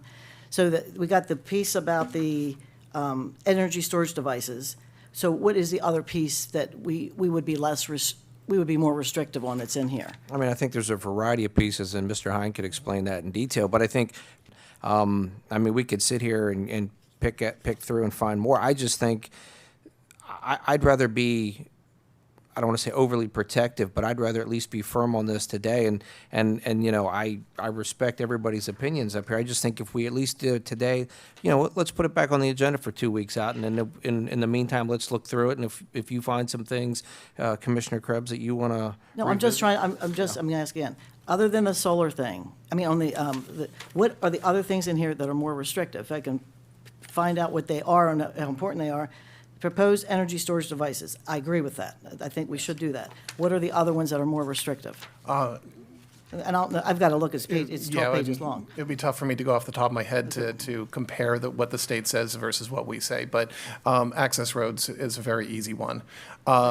Requirements for signage is another. So, Because those are the things we could make our own rules. Yes, and we exactly, did. exactly. And I'm not sure, I mean, I understand the desire not to codify what the state says, but just to reemphasize, the state requirements are directions to us. They're not to the solar companies. So it basically says, if you meet all these requirements, you, the county, have to approve these. And so I understand the direction you're given as far as what the state requirements, not duplicating them. But what we would essentially do is go through, and if the state speaks to the location of fencing or the location of landscaping, we would have to, landscaping is a great one. We would have to reference the state law and then have as a subsection to that the specific requirements related to landscaping that we have put in place. So it would become very convoluted then for, and I don't care about the developer. I care about the time and effort that my staff have to go through of saying, okay, well, I need to refer to the state law, this says this, but then the county portion of that says this. I've also always been a proponent of being very prescribed and clear, so everybody knows exactly the rules that you have to play for the game. And so that's where I think it really is the best solution to have all of this in the I wish county that would apply code. to a lot of our zoning codes that are very clear. Well, Sorry about we're that. working on that. It's a philosophical difference. I'm just, I mean, it's not, Understood. I understand it's not, I understand it. And again, the motion, I don't know if you clarified this, but it's to keep the public hearing open. No. Oh, wait. To conclude it and to adopt it. When to adopt it. His motion was to conclude the public hearing and Okay. approve this, Okay. correct? Yes, that's Yes. correct. My bad. And like I said, my suggestion would be if we want, we could bring this back up, put it on the agenda for 2 weeks out or whatever. I mean, let me just ask Mr. Hine while I've got you here. On page 6, number 6, it says solar energy generating systems greater than 5 megawatts are not permitted in designated growth areas. Is that us or is that the state? That is us. So the state law says that we are allowed to, we don't have to, we are allowed to prohibit them in Tier 1 and Tier 2 planning districts, which is basically our designated growth areas. The county did not adopt tiers, and so we can't use that provision from state law, but from our discussions, it meets the intent of the state law, and so we felt it was appropriate to put into the county code that way. But if, and I hate to keep harping on this point, but if we were to do nothing today in theory and somebody wanted to run it today or tomorrow and file paperwork, they could try to put one in a designated growth area Yes. in the meantime till we actually make modification and change to this. Correct. And as he said, we're a late vesting state, so unless they got it through the approval process, like in 2 weeks, and built it, I mean, until they put a shovel in the ground. Oh, I understand. Okay, so I'm just, so and also it's 12 pages long. I have not really looked at it, but these are, that's an interesting part I didn't even notice because we not adopting tiers. So any further discussion? All those in favor? Aye. Opposed? No. No. And you were, I'm a no. Yeah. you were no, so yes. 2-2. So I don't know what happens now. It fails. Oh, is that We right? need Okay. 3. We need 3, no matter if there's only 3 of us here. So So do we want to give them more direction or, no? Like you I say, I'm not I'm gonna being say it again. patient today. Do we want to not make a decision again in 2 weeks? I think we owe it to our constituents to make a damn decision in these meetings. And I would suggest bringing it back in pieces. And you know what, maybe some of the pieces will pass. I understand just the different things. There are all these different parts. And we can then look at each part, because anything that's a change, then we can take them one at a time, because you're taking it all as the whole thing. And, I mean, we don't really go through the amendment process to pull things out. If we did, in Annapolis, we pull something out we don't like. We don't do that here. So if you want to pull it apart like that and vote on the sections, that's, however you want to, You can take things, you can add things or take things out, that's what. but, I mean, it's 12 pages long, and I haven't looked at it all. And it's pretty complicated to me. I realize the motion failed. I guess my question to my colleagues would be this: would we like to put this on the agenda, say 3 weeks out? In the meantime, have all of us look through the 12 or 16 pages, whatever the document is, and make some decisions individually and however we want to approach this before we bring it in a public meeting. But to bring this back up sooner than later, so that way we can, if there are concerns, and I understand you haven't read the whole document yet, but what concerns me, and I know it concerns all of us, is I'd like to see us get this accomplished in some format, whether it's voting on the entire document or in piecemeal portions, ideally sooner than later, because that, to me, is the critical issue we're all facing, is what do we do by not having this accomplished in whatever form we want to do it, so. And so, again, I don't know what our rules are, because I've never been given a copy that we have any rules, but usually when something fails, it doesn't come back unless somebody that voted against it brings it back up. So it's failed. I'm suggesting it comes back in a different format.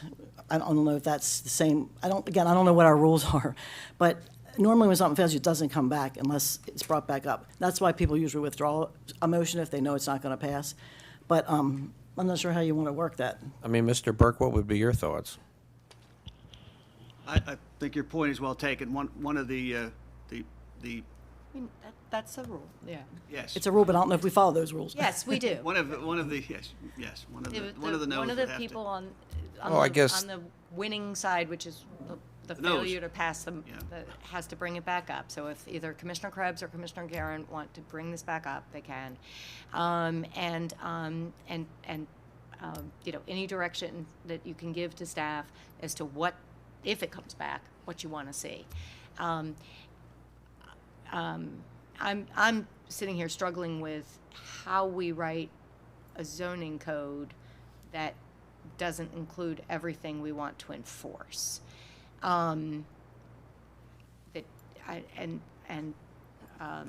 So I don't know quite how we do that. Is it worthwhile to, We can have a work session on this. No, we got too to many. individually meet with them or so? My opinion, it's a waste of time to say, yeah, you need to change something and we'll talk about it in 3 weeks. Direction. And then we're going to say, you need to change something, we'll talk about it in 3 weeks. I don't think it should be on the agenda unless we give them some direction on what needs to be changed. Right. And I know at the, back when we talked about having the public hearing, we talked about internal parts and external, and we tried to toughen some things up where we could. And I just hate to lose that, but it failed, so I guess we lost it. Well, I'd ask one other question, which I don't think anybody's considered. So it's 2-2, and yes, it's the losing side, but what about Commissioner Vigliotti? Could he not bring this back up because he wasn't part of the vote? You got to be here, you got to be present. So We'll have to check that one. I think in fairness to Commissioner Kyler and Commissioner Gordon, the onus would be on Commissioner Krebs and I to That's fair. define our concerns and to then see if there's a path forward. Well- So, and it would be prudent to bring this back up as soon as possible. But I Yes. think and to be fair, it's on me and Commissioner Are Krebs. we okay with then, let's say, and tell me if I'm breaking the law, because I've done it before. The two of you are going to get with them and talk about changes. I'm going to talk to Commissioner Vigliotti and just say, did you look at this? What was your opinion? And if he says, oh, yeah, I love it, or he says, I hate it. In other words, he's either, three of you need to go to them, or three of us could pass it. So I will talk to him and you'll talk to them. No, and I Sound good? don't want to, I got a lot on my plate. I've told you, the things that is more restrictive, I'll be happy to vote for. I vote for them right now. if there's other things that we haven't considered, hopefully we'll think of some things. The fire and EMS, that all is very important. So that's my direction. And if I come up with something else, I'll let you know. But right now, there are the couple of things. I'd like to read the article that Ms. Taylor sent us. I'm concerned about the amount of I know it's in code of the 125%, but we got to make sure that our staff is given direction to be very aggressive on that, looking at that amount. If the developer comes in and says it's 300,000, no, we need to make our own calculation of what that number is. And I don't know what they base it on, because it's sort of I don't know, except for people that have done this before, there's not that many solar panels that are reaching their end of life, so I'm not sure if there's history there. So we make sure that's as tight as we can make it, and that our staff knows we need to be as aggressive and use whatever higher number that we have, so it's taken care of someday. And there's an escalator in it that's reasonable. But that's my direction, and if we come up with something else, I'll let you know, but right now, that's all I can see. Thank you. Thank you. Thank you. Thank you. Our next item is contract award electrical service upgrade to the Liberty Water Storage Tank. Morning. Good morning. Good morning, Commissioners. Good morning. Morning. The Office of Procurement, in cooperation with the Bureau of Utilities, requests your approval to award a contract for the electrical service upgrade to the Liberty Water Storage Tank in Commissioner District 5 to Control Systems 21 of Dillsburg, Pennsylvania, in the amount of $68,472.40. This award will be made via competitively bid term contract. The bid amount is within the adopted budget. So this project is the advanced work that's needed for the conversion of the empty space within the Liberty water tank to convert that space into a usable functioning area for the future water booster pump station. I can go into more detail, Commissioner Krebs, about the background of the booster tank. All I want to know is that the water's good to drink, it tastes good, and no PFAS, and I'm fine. We are very However good you with get all it to- those aspects at this You point have in time. wonderful water. Any questions for me about this? I move that the Board of Commissioners award a contract for electrical service upgrade to the Liberty Water Storage Tank to Control Systems 21 in the amount of $68,472.40. Second. I have a motion and a second. Any further discussion or questions? All those in favor? Aye. Opposed? Thank you. Thank you. Thank you. Item 7, briefing, discussion, and possible decision on Carroll County government property transfer. And we also have a public comment for this item, but none on the phone, correct? I believe the commenter on the phone is for general public comment. Okay, thanks. Yeah. So this is not a public hearing, and usually, public comments go first. So do you want, Suits me. okay. Lisa Maizano, come to the microphone. 3 minutes to make your public comment. Yes, good morning, Commissioners. My name is Lisa Masano. My husband and I have lived here in Carroll County for 18 years, and we're raising our 3 children here. As a parent advocating for CCPS, I gave public comments to the Planning and Zoning Commission in June about prioritizing significant school modernizations on a timely schedule as part of the county's 10-year master plan. During the past few months, I have learned about the Delaney property that was originally acquired by the county for schools. Around 2000, Century High and Linton Springs Elementary were built, and presumably the rest of the Delaney property was intended for a replacement middle school. Once it is transferred to the Industrial Development Authority, I am concerned the chance for it being the site of a replacement middle school is likely off the table for good. I ask you to please reconsider transferring this county-owned land because the Delaney property sits within the Sykesville Middle District. On the school's system's modernization priority list, Sykesville Middle ranks 3rd, so it is prudent for those future needs to be on our radar. Originally built in 1932, Sykesville Middle is currently on a smaller site than is now the standard for middle schools, making it a candidate for rebuilding on a new site. Additionally, it may no longer be eligible for the planned addition because enrollment has stabilized. While I understand the employment campus is intended to bring high-paying jobs to the area and increase the tax base, I feel that the choice of what to do with the land is not mutually exclusive between schools and revenue.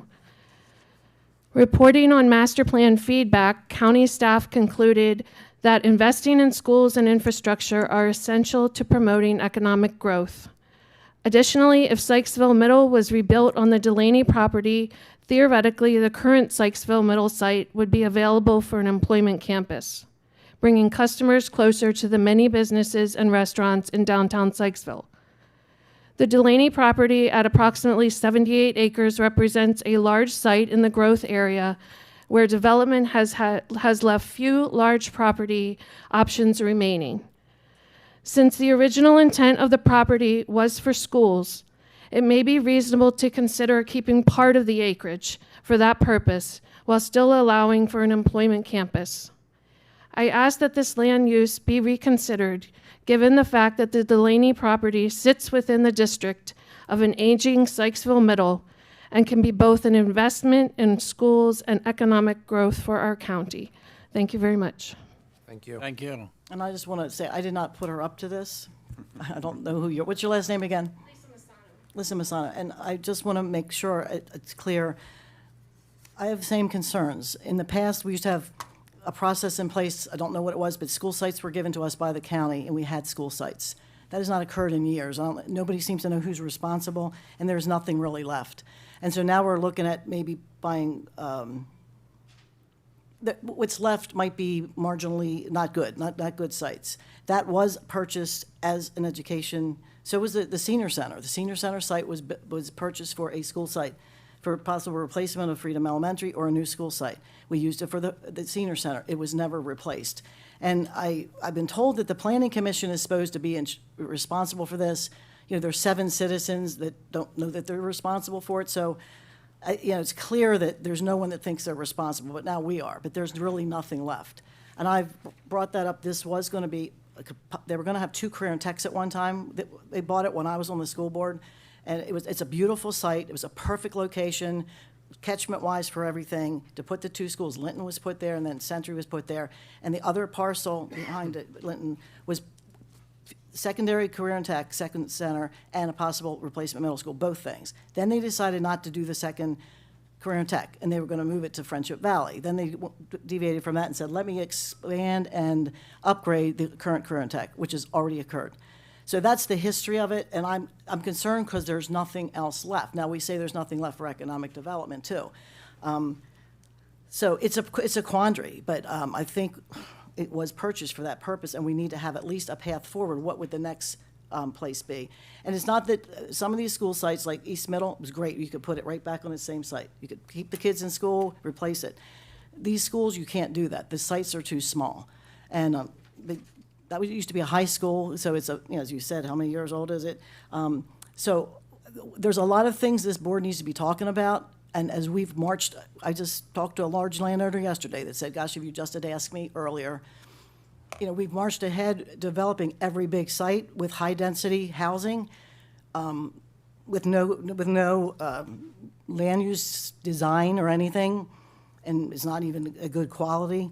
And then we haven't done any of this stuff because we haven't asked anybody. We haven't talked about it. So I'm asking that we talk about it, but we're like at the 11th hour because these sites are already going through the Planning Commission. The ones that are already, all the big sites are already moving through to have houses on them, 1,300 of them. And we have not addressed the school site. And I know that you've tried, Commissioner Collar, I thank you so much for, coming up with one idea. I'm not sure if that's perfect, but we haven't bought perfect school sites before. We bought some real bears of school sites, but I just hope we can very, very soon sit down and talk about these really important things, and they're important in our district. And I know it's not as urgent in other places because everything's in pretty good shape. I wish we could just take North Carroll and plop our schools up there because that's the best school site we had, and now we don't have it anymore. It was the best school site in the county. It was. The best building in the county, and we closed it. That's how smart we were. Yeah, well, and that cost us money. No, the $85 million for the Manchester High is what cost us money, and it closed because of that. So that's just the facts. I'm sorry, what cost us? Manchester High? Which had nothing, yeah. Yeah. No, it had everything to do with I it. can go back to the Board of Ed that maybe you were on, could have done additions to North Carroll and solved everything. not on that board at Or the time. Century could have been built in the right place, or Winters Mill could have Okay. been in the right place. Maybe we'll get you up to It's- speed on It's so that. many reasons we made a stupid decision on closing a high school. It was And because my Manchester Valley was testimony built. then was, we should not close a high school, even Liberty that was poorly built and we're gonna pump 120 million into, which I'd love to hear on this site, what CCPS does. Liberty's a bigger emergency. Do they have money to even build a school? And it's nice to have sites, but if They don't- nobody's ever gonna build on it, that's a waste too. So do we wanna let them do their No, presentation? no, I'm just, or done I'm- for the day? No, you can be done, but I'm answering our. Public comments, 3 minutes, and it's not question and answer. Commissioner Collins, I will tell you something. I used to be that person, sat there for 3 I minutes. understand And no one that. would, I you're understand wasting my that. You- time. You constantly See, tell me we should have rules. Public comment, we have fixed rules for, but it doesn't matter. I respect that you came out here. I and you had your respect it 3 too. minutes, and I I'm going to thanked give you her. my response. I And respect the 2 staff members sitting here that haven't been allowed to talk.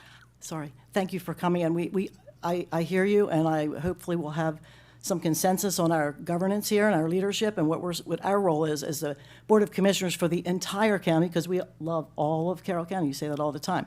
So we'll see how that works. I do. I love all of Carroll County. I built everything around Linton Springs, so I've built more in Eldersburg than you've probably driven past, but that's a whole nother That's right, subject. and that's right, So, you- do we want to move forward with our agenda? Do we want Thank to you. adjourn? I don't much care at this point. Everyone. If we're not going to make decisions, we're wasting our time here. Okay. Here, go, ladies. Hi, Denise Beaver, Department of Economic Development. When I became director, I met with the current board at that time, and one of the items that came up was, obviously increased commercial and industrial property to advance economic development in the county. And so since that time, we had the economic development land use study that was done and concluded in December of 2023 that confirmed that we had very little land. And that's a problem, for the financial state of the county moving forward.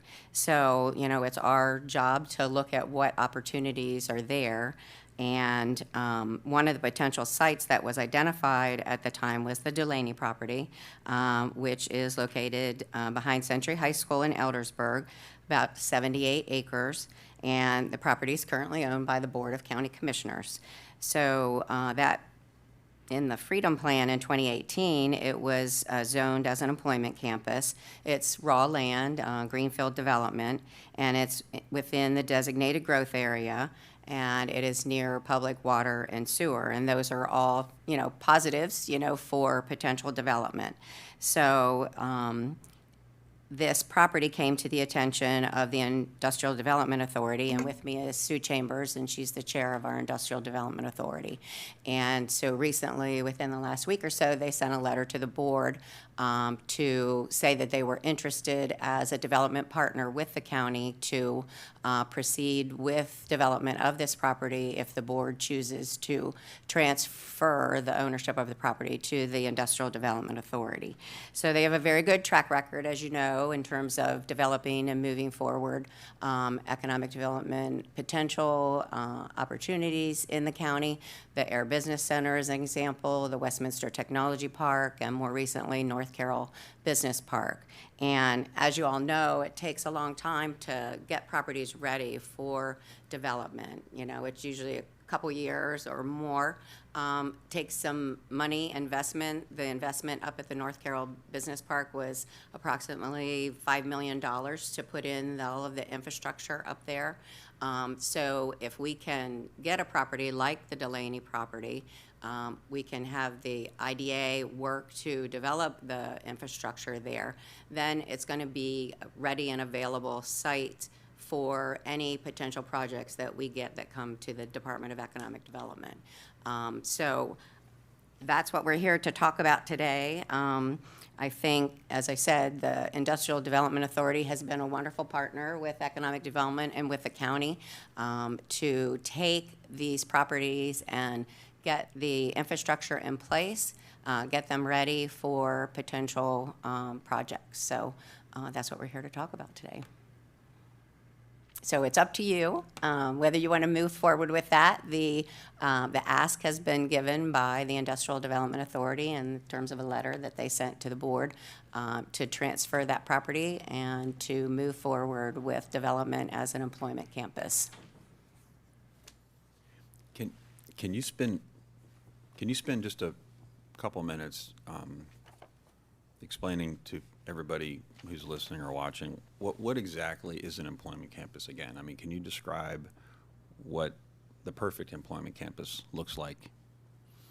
I think what the intent was previously was to have a planned business park, with amenities that would include some walking trails and, some green space, and have the look similar to the buildings, and all of those things would be decided in the development review process and would be abided by with the development review process. So it's really to attract kind of more high-end projects and employment opportunities for our residents. And so it's having a place that is more cohesive kind of in design and scope, and fits into the character of the adjacent properties. Yeah, it puts in things like controls and the quality of the building, the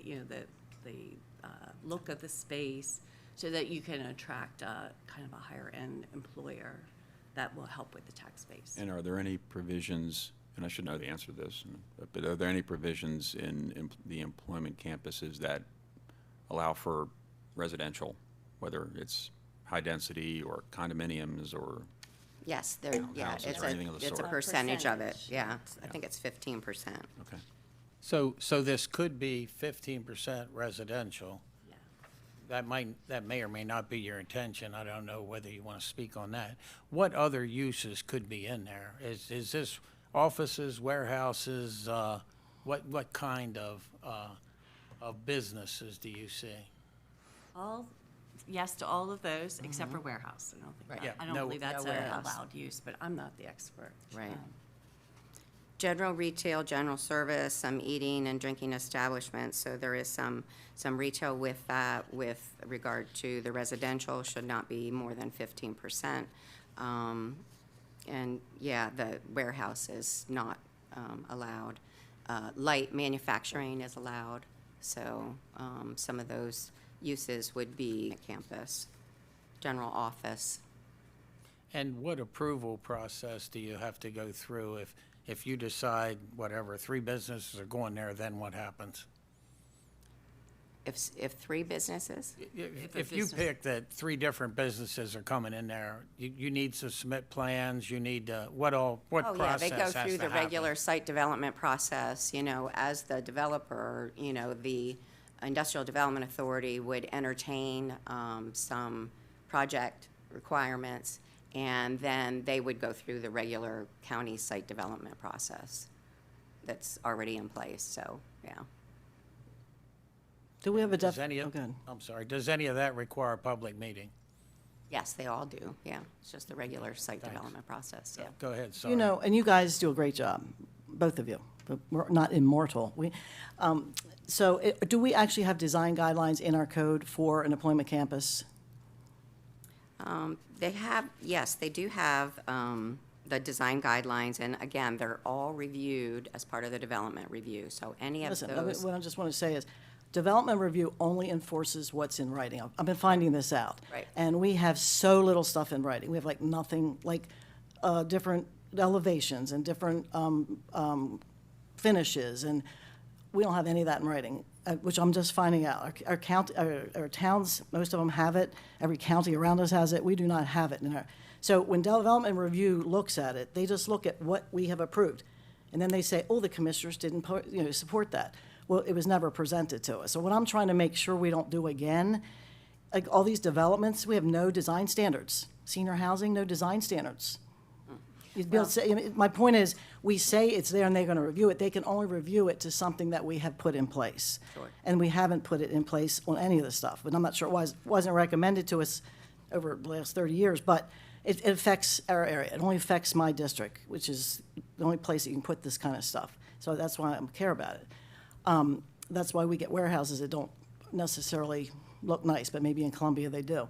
So I want to make sure we have good design standards. I think you will do a good job because of who you are. I wish we had done this at Warfield 15 years ago, but because it was supposed to be an employment campus, it would have been perfect.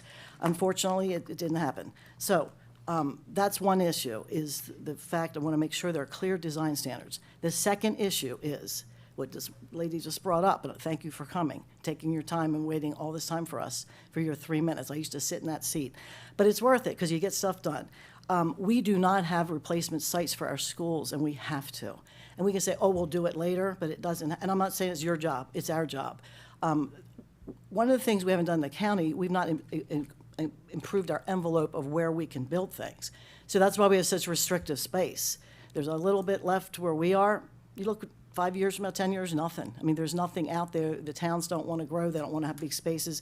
So, I'm like, where are we going to be 20 years from now? There's nowhere else to go.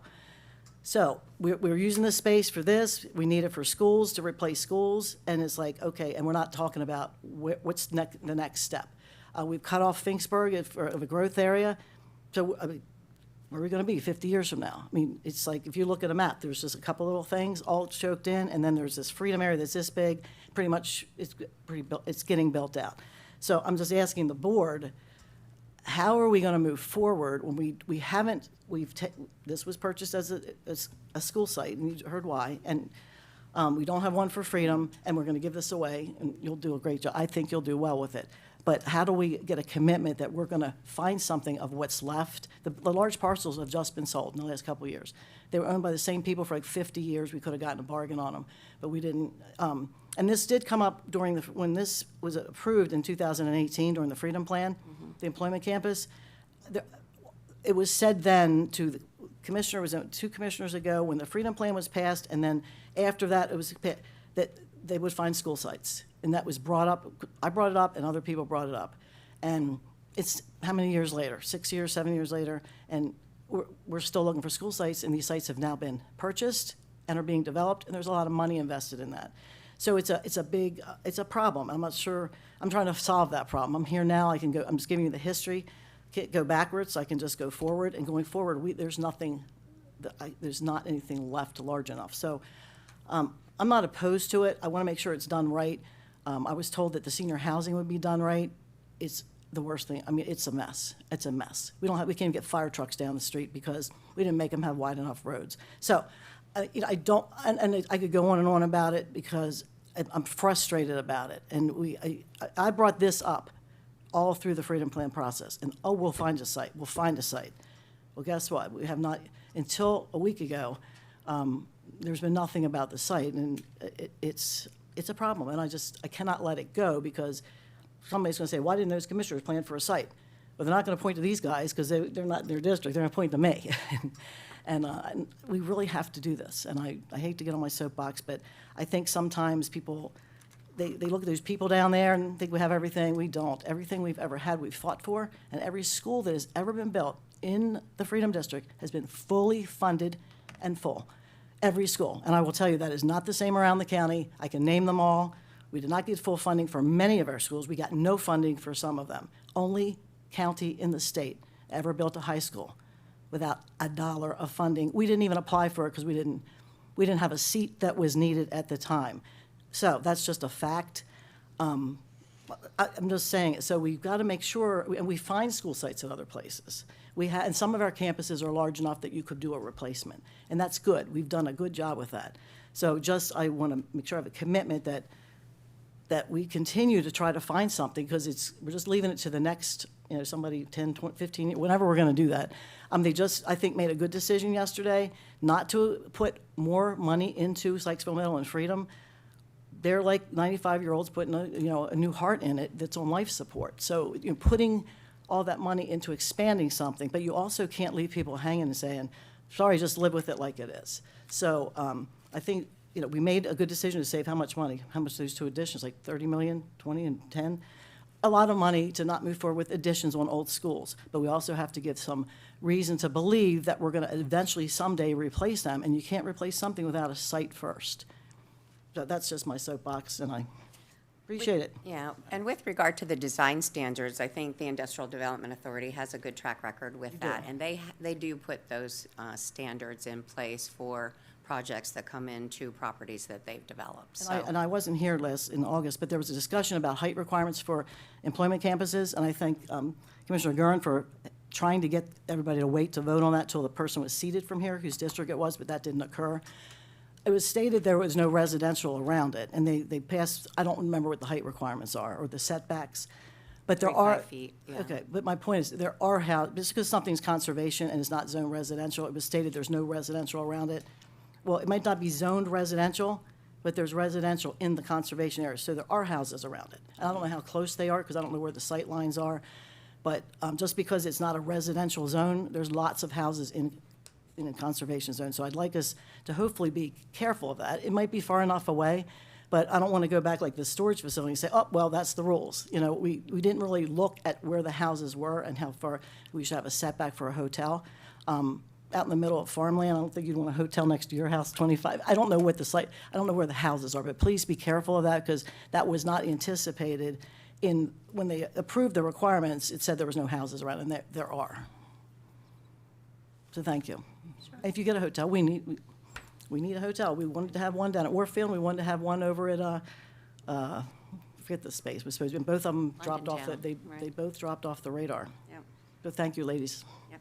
No, I'd agree. We desperately need some hotels in this county. I mean, just the hotel motel tax alone and how little that's been. And then, you know, you got to ask yourself the question, whether it's up here with McDaniel College, the community college, other events up here, where are people staying? They're not staying in Carroll County. And to your point, you don't have it down in your area. So that's something that we all significantly need. And I'm not 100% if you got a copy yet or not of the economic land use study they mentioned. No. One of the things, and I'll let Denise mention this if she could. What was the breakdown on the usage of land? Because industrial commercial was, what was that, below 3%, I believe? Yeah, it's like 2 point something, yeah. It's very low. It's very low. There's limited availability of that. And as we all know, and this is, I guess, more educational for everybody watching the meeting, your tax base is much higher on industrial commercial than it is on residential or ag and so forth. So when we're trying to generate funds to pay for things down the road, that is the driver in some aspects, because, you know, and you'll have people that say we don't want more industrial or commercial, which it needs to be a balancing act between our ag, between our residential and commercial and industrial. But if we don't have commercial industrial, the obvious choice is who's going to pay next. It's going to be all of us that are homeowners. And I think that's the one thing that doesn't get highlighted enough to the public. We'll talk about things or various meetings where there'll be things mentioned, but the reality is if we're not cautious, the money's got to come from someplace. And as we talked before, it's not cookie cutter, you know, that automatically residential and, commercial and industrial bring us more in. It depends on what the industry is. So it's not for everybody. You break it down the type of industry. If they're low-paid people, you're not bringing it in. The owners, many of these businesses, if they don't live in the county, you don't get $1 from them unless they're a corporation. If they're LLC or if they're a subchapter S, their money follows them back to where they live. So if we don't provide the housing for them to live in, and they want to live in these certain developments, and if we don't have that, we don't get the money from the rainmaker. You know what I'm saying? So we need to consider all of that. You need the housing to go with it. You need to make sure that it's a type of industry. It's not just any industry that comes in is going to pay more taxes. It'd be nice to have that breakdown and figure out what types of industries we're trying to attract. And I know our industrial tax base has actually dropped because our residential tax base went up, and that used to be, 12 or 15%, now it's 10, is that right? So we're actually going down because our residential is going up. But we're not going to attract those types of businesses, especially small business, if we don't have housing for those folks, those executives that some people don't like executive houses, but that's where they want to live. So they just go live in Baltimore County, or they just go live in West Friendship. So, But you do get the property. I personally know that. No, you get the property tax. Absolutely. But I'm saying you want all of it. You want the whole package. You live in the county. I know that, and we appreciate that. you do it all. So but we want to get more of that. We want to get more of that package of people that will live here, want to bring their business here, and stay here. So it's not so simple, just bring it in, and that's, it's got to, what kind of industry. And, and the IDA are a group of volunteers, board members, very devoted to Carroll County and our mission to bring in good businesses, good paying jobs. And really the target where we've been successful has been in kind of high-tech manufacturing, like the Nord Brakes, Ridge Engineering, that type of service as well. But yeah, we'd love it to be, a back office, and some of that more higher end paying jobs, but that would be our target. And, the advantage is that we can help control that in the best interest of the county. If it goes to a developer, you don't know what's going to happen. I must ask my colleagues if I have a commitment from you all to realize the urgency of trying to find some school sites before they're gone for these two locations for down the road. I just want to, I'm happy with this, but I've got to know that we can, not that my vote's going to matter on this one, but I just want to make sure that we're committed to doing this, and it has to happen sooner than later because there's nothing left. I would agree with you, and I think I've said this a few minutes ago, and I've said this in multiple meetings before on a variety of topics. The whole county comes down to a balancing act, and whether it's balancing the educational needs, the residential needs, all of that, it all has to work together. Because if it doesn't, that's when we run into these real challenges. I mean, you mentioned the executive housing, which, yes, I think it's fantastic what that'll bring in. But, the other thing we need as well as that is we need the ability for people to actually stay here if you have youth that want to get jobs and work their way through. I mean, that's one of the big challenges. There was a meeting, I guess it was about a year ago, out at the community college. I think, Denise, you were at that event. And the main speaker was talking about how Carroll County is primed for so many possibilities of job and economic growth. However, we're missing housing for those individuals that would be here that, whether they're starting a family, whether they're, fire, EMS, teachers, police, business owners, whatever. If they can't be here, where are they going to go? So, I think we're all in agreement that it has to be a combined, balanced process. And I don't think any of us are looking at it in any other way. And when we did the housing study, if you read the housing study, it was very informational.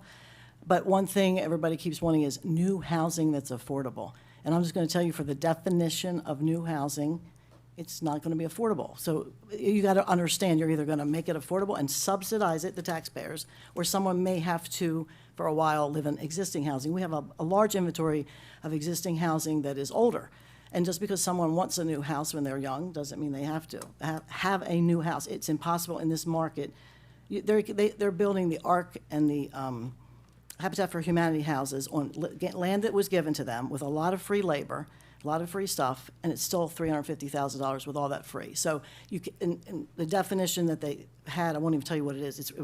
It's ridiculous. There's no way you can have affordable housing that's new in the category that they think it should be in.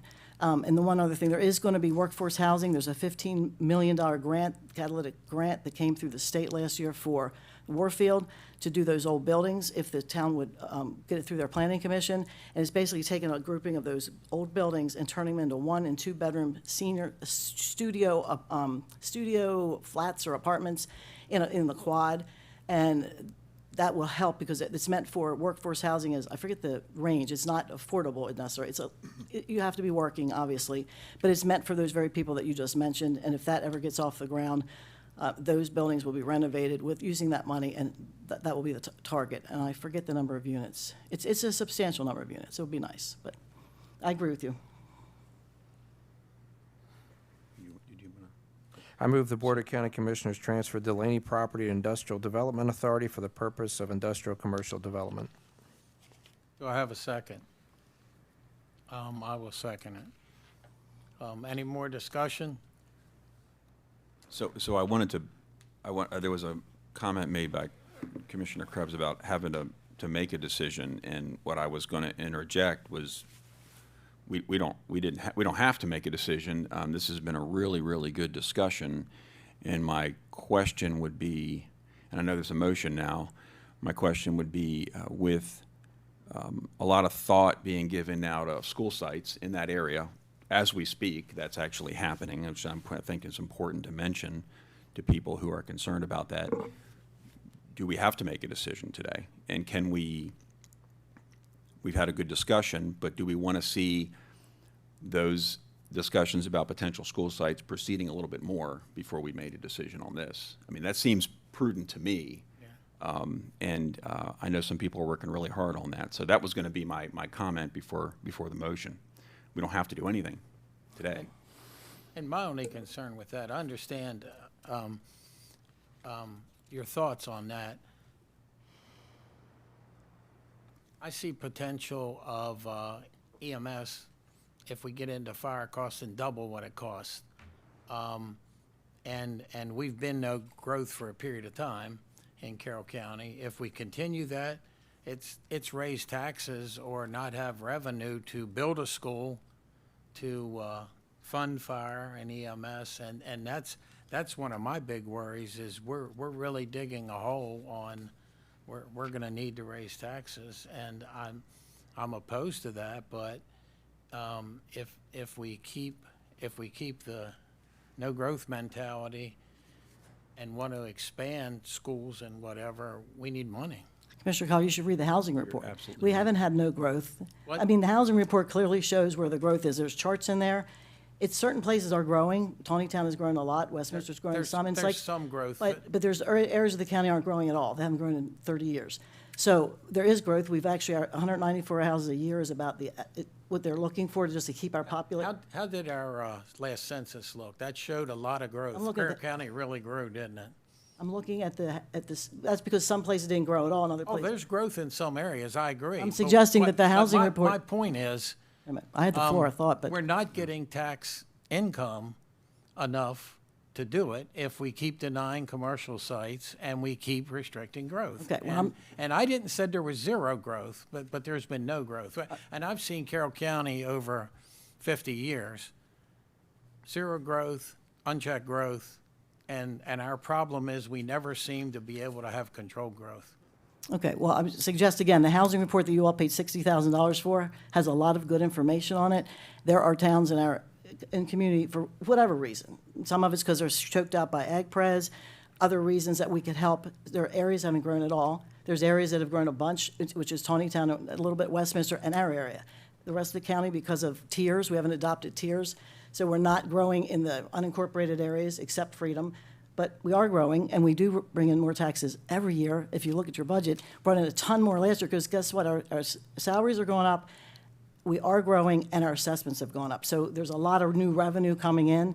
So we haven't raised the tax rate, but taxes have gone up every We year. haven't raised tax rates since And, 1997. but your taxes have gone up. Look at your budget, it's right there, it says income Because- tax. Because my house is worth more, and guess what? I love that my house is worth more.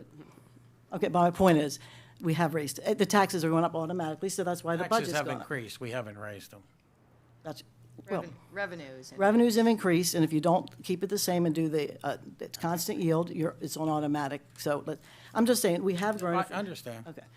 We do We have, have limited growth. Yeah, but some areas have a bunch of growth and some don't. And it clearly states it in there, and if you want to read the report, which I've read it 3 times now, it gives you an idea what we should be trying to encourage so we can spread it out a little bit. Because all that growth, the problem that people complain about it is because the infrastructure doesn't come with it, whether it's the schools or the roads, so you can grow, but there's a responsibility of the government to put the roads in that were planned 30 years ago to go with the growth that is there.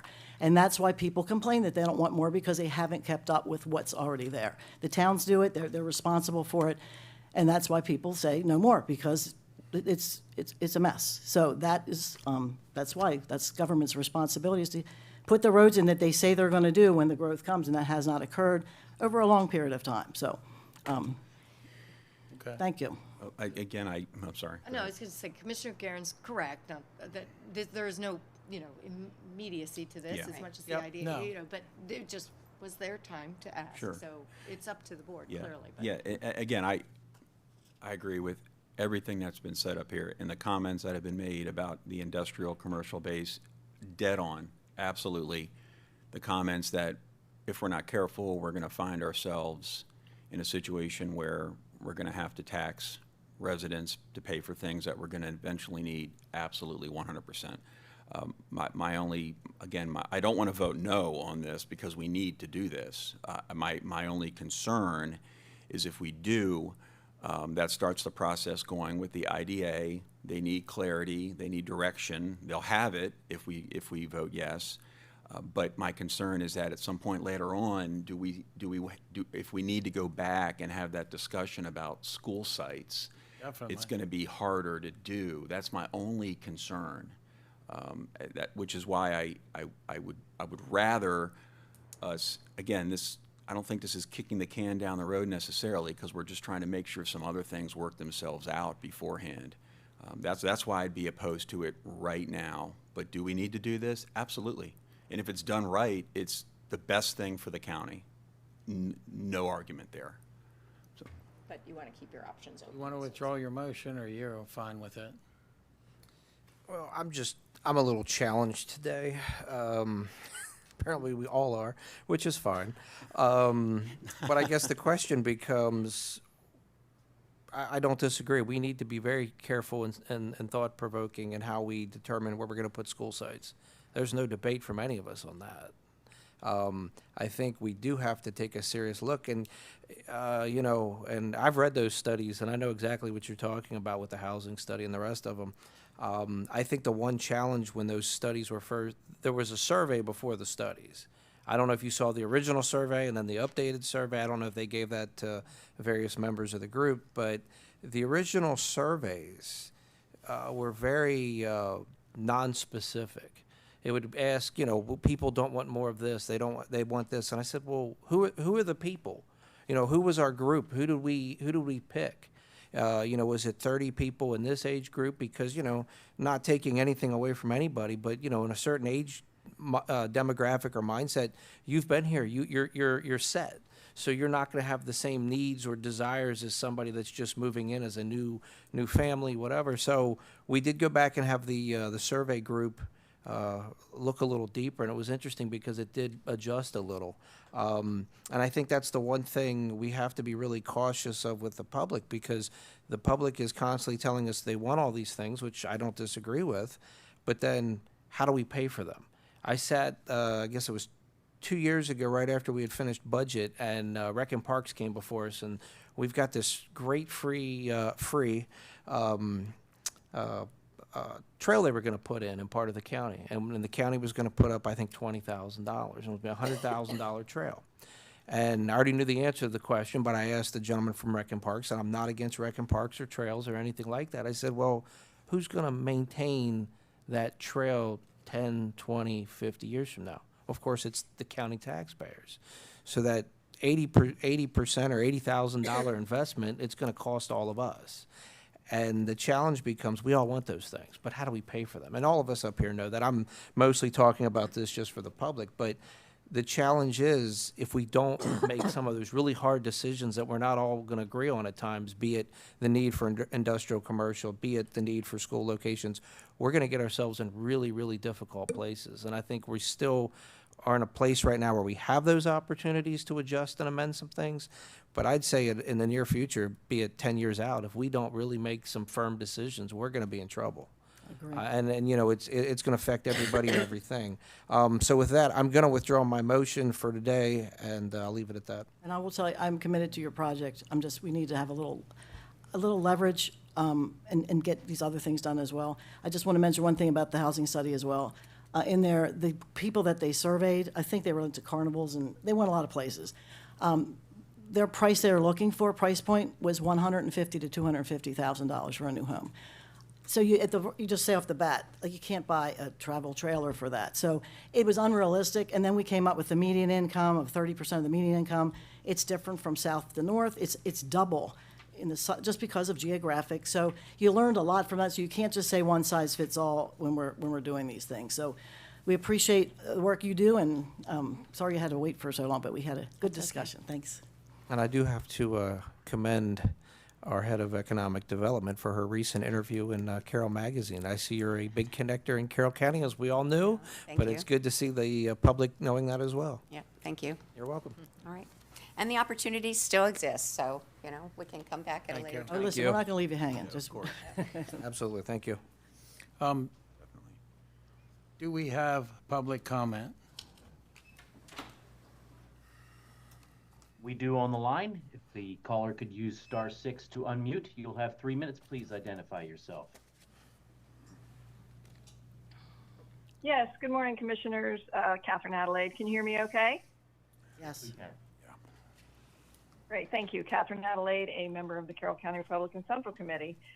First of all, I want to, as we move into fall and a season of Thanksgiving, always give thanks for you, the board, and your staff for all that you do, your efforts of seen and unseen, especially the virtual attendance option. I particularly really appreciate that.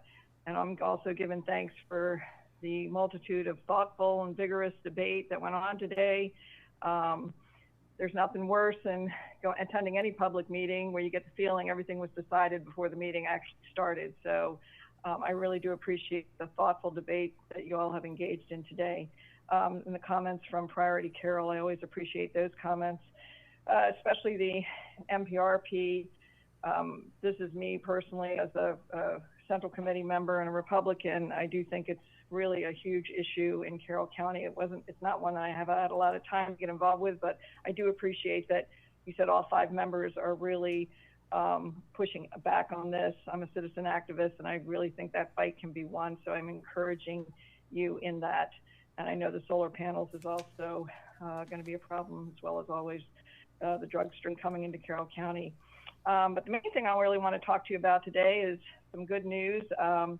2 weeks until our Lincoln Reagan dinner for the Carroll County Republican Central Committee from today. Our regular monthly meeting is normally Thursday on September 23rd, but our regular monthly meeting will now be a week from today on September 16th at Westminster in the Senior Center at 6:30. So don't want to confuse anybody, but you're all welcome to join our meeting. We'll be mostly working on finishing up the dinner. But I'm real excited about the dinner, and I did want to thank word is that all the commissioners have purchased tickets. All of our delegation has purchased tickets. That's a real encouragement for us. You work for almost no pay, and we work for no pay at all. We're volunteers. So we really appreciate the encouragement of you attending the Lincoln Reagan dinner.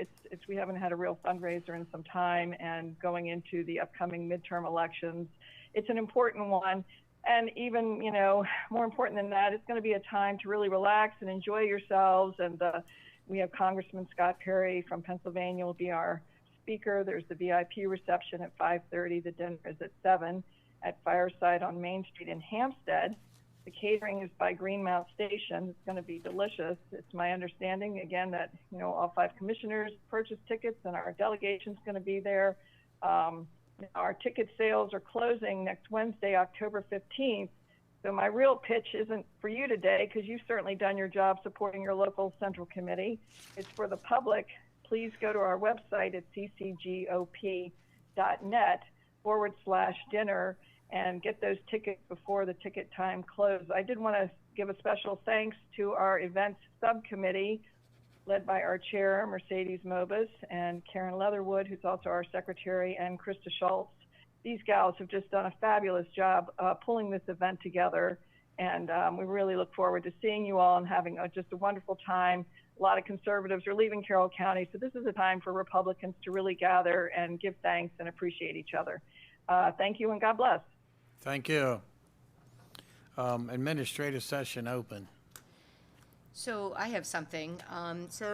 The board has been contemplating the idea of changing around how they do their work, their open sessions on Thursdays. And so I want to let everyone know that going forward, starting on the 23rd, when we may have some new structure for folks to be aware of.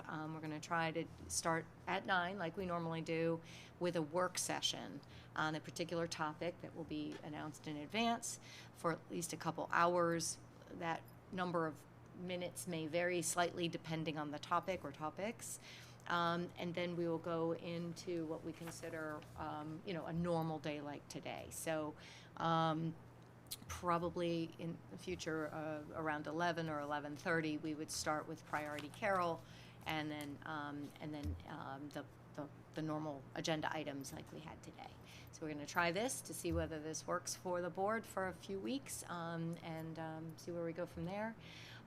In that, the first topic, because it's already scheduled for the 23rd, is going to be clustering, a discussion about what clustering is in Carroll County, how it works, and maybe get direction from the board if there are any desired changes, and possibly the APFO, that is also scheduled for that day as it stands at the moment. That's the Adequate Public Facilities Ordinance. On a similar note, like the board to contemplate, as everyone's well aware, the county started a master plan process some time ago, 2 years ago. Time moves on, so I can never remember those kinds of things without looking at a calendar. But some time ago, and there seems to be an interest of the board to at least investigate a number of, delve into more deeply a number of planning, and I use that word very generically, topics. If that's the case, I'd like you to think about possibly putting the master plan process on hold for a period of time so that staff can devote their attention to these other issues. And then in that same vein, it has been about a year, a little bit more. The last time the board met jointly with the Planning Commission was September of last year. And so we're looking at possibly meeting with them on November 18th, which is their November daytime meeting. That's a Tuesday. I know that's a little difficult for some, but that's when they tend to meet, and that we get them. Hopefully we'll get all of you as well. So those are some things. There at least, I have a list of about 16 or 17 different things that have been expressed as interests.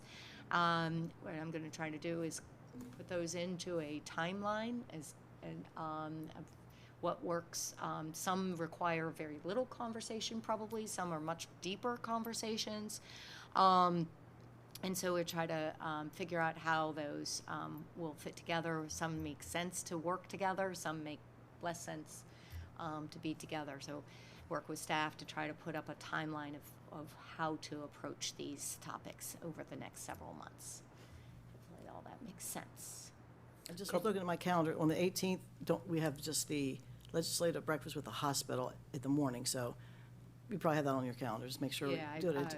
I think, what time Planning Commission starts at 9? 9 a.m.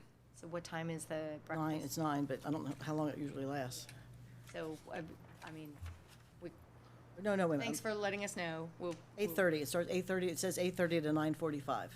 So maybe we meet with them at 10. They're giving us a tour. It might be a little long. They're giving us a tour and an update and priorities, so it might, Depends on what how fast the tour is. board priorities. Well, I mean, if we don't want to do that, which is fine, we need to tell them, because I think, do you guys do it separate? You guys do a separate meeting with the Carroll Hospital? No, they don't You- meet with the You do it with the delegation? That's what I mean. I mean, We who don't goes? meet I mean, is it just, we're the invitees? I don't want to not show up. if To we're- this breakfast? Yes. Yes, you're just invited. Okay. It's not a meeting with the board in that You just said it sense. depends on your priorities. I don't want to Yeah. not go if it's not just a meeting with this board. Correct. Who else goes? Oh, it's a general. Oh, okay, I didn't know that. See, with the delegation, it's just us and them and talking about the priorities. Yeah, this is not. Okay. Yeah, this is just a breakfast. Gotcha. Yeah. So anyway, that's what I wanted to say. Back to that subject. Yes. Work sessions are open, filmed, but there's no public comment. Right. So Generally speaking, I that's the think way we need to make that plain when we put out agenda, so we do have public commenters here. And they're welcome to come and listen to a work session, but they can't make public comment, but then in the open session later, they can. And I think we need to try to pick a time and be on time so people aren't here waiting too long. Yeah, I think someone mentioned when we were talking about it before that trying to pick a specific time for the open session to start Yes. is very courteous of the public, whether they're watching or here in person, and we'll certainly do our best to do that. That's why I say I'm going to try to do topics. If it's a big topic, maybe we devote all 3 hours in the Yeah. morning to it.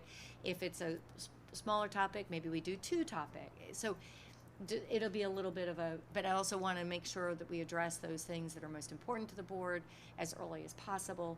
So take a little bit of juggling on my part and staff's part to figure this all out. So, but we'll try and we'll see how it works. And if it's working well for the board, we'll continue. And if it's not, we'll modify as necessary. Almost related to that subject, I assume Ted and staff are looking at potential budget meeting schedules. They're already on your calendars. And they're already on the calendar, so I think everybody needs to look at that and see if they're available. Yeah, that's a very good point. I don't know if any are in February, certainly in March and April. Yeah, there's time, You got to but, get through Christmas first.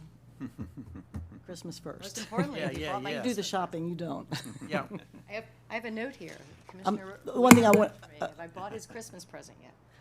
One thing I just wanted to mention, and I know it's a lot to take on, but we got the age-restricted requirements, and I think comparing them to clustering, because they're similar, because they're able to be clustered, they're actually more lenient than clustering. I don't know if we could do a piece of it, maybe the land use piece versus all the, they sort of are similar, because I don't know how, we have 2 sentences in the code for age-restricted housing, and basically the door is open and there's 800 of them coming because we have they're allowed to be clustered plus bonus density with nothing in return, I mean, no requirements in return.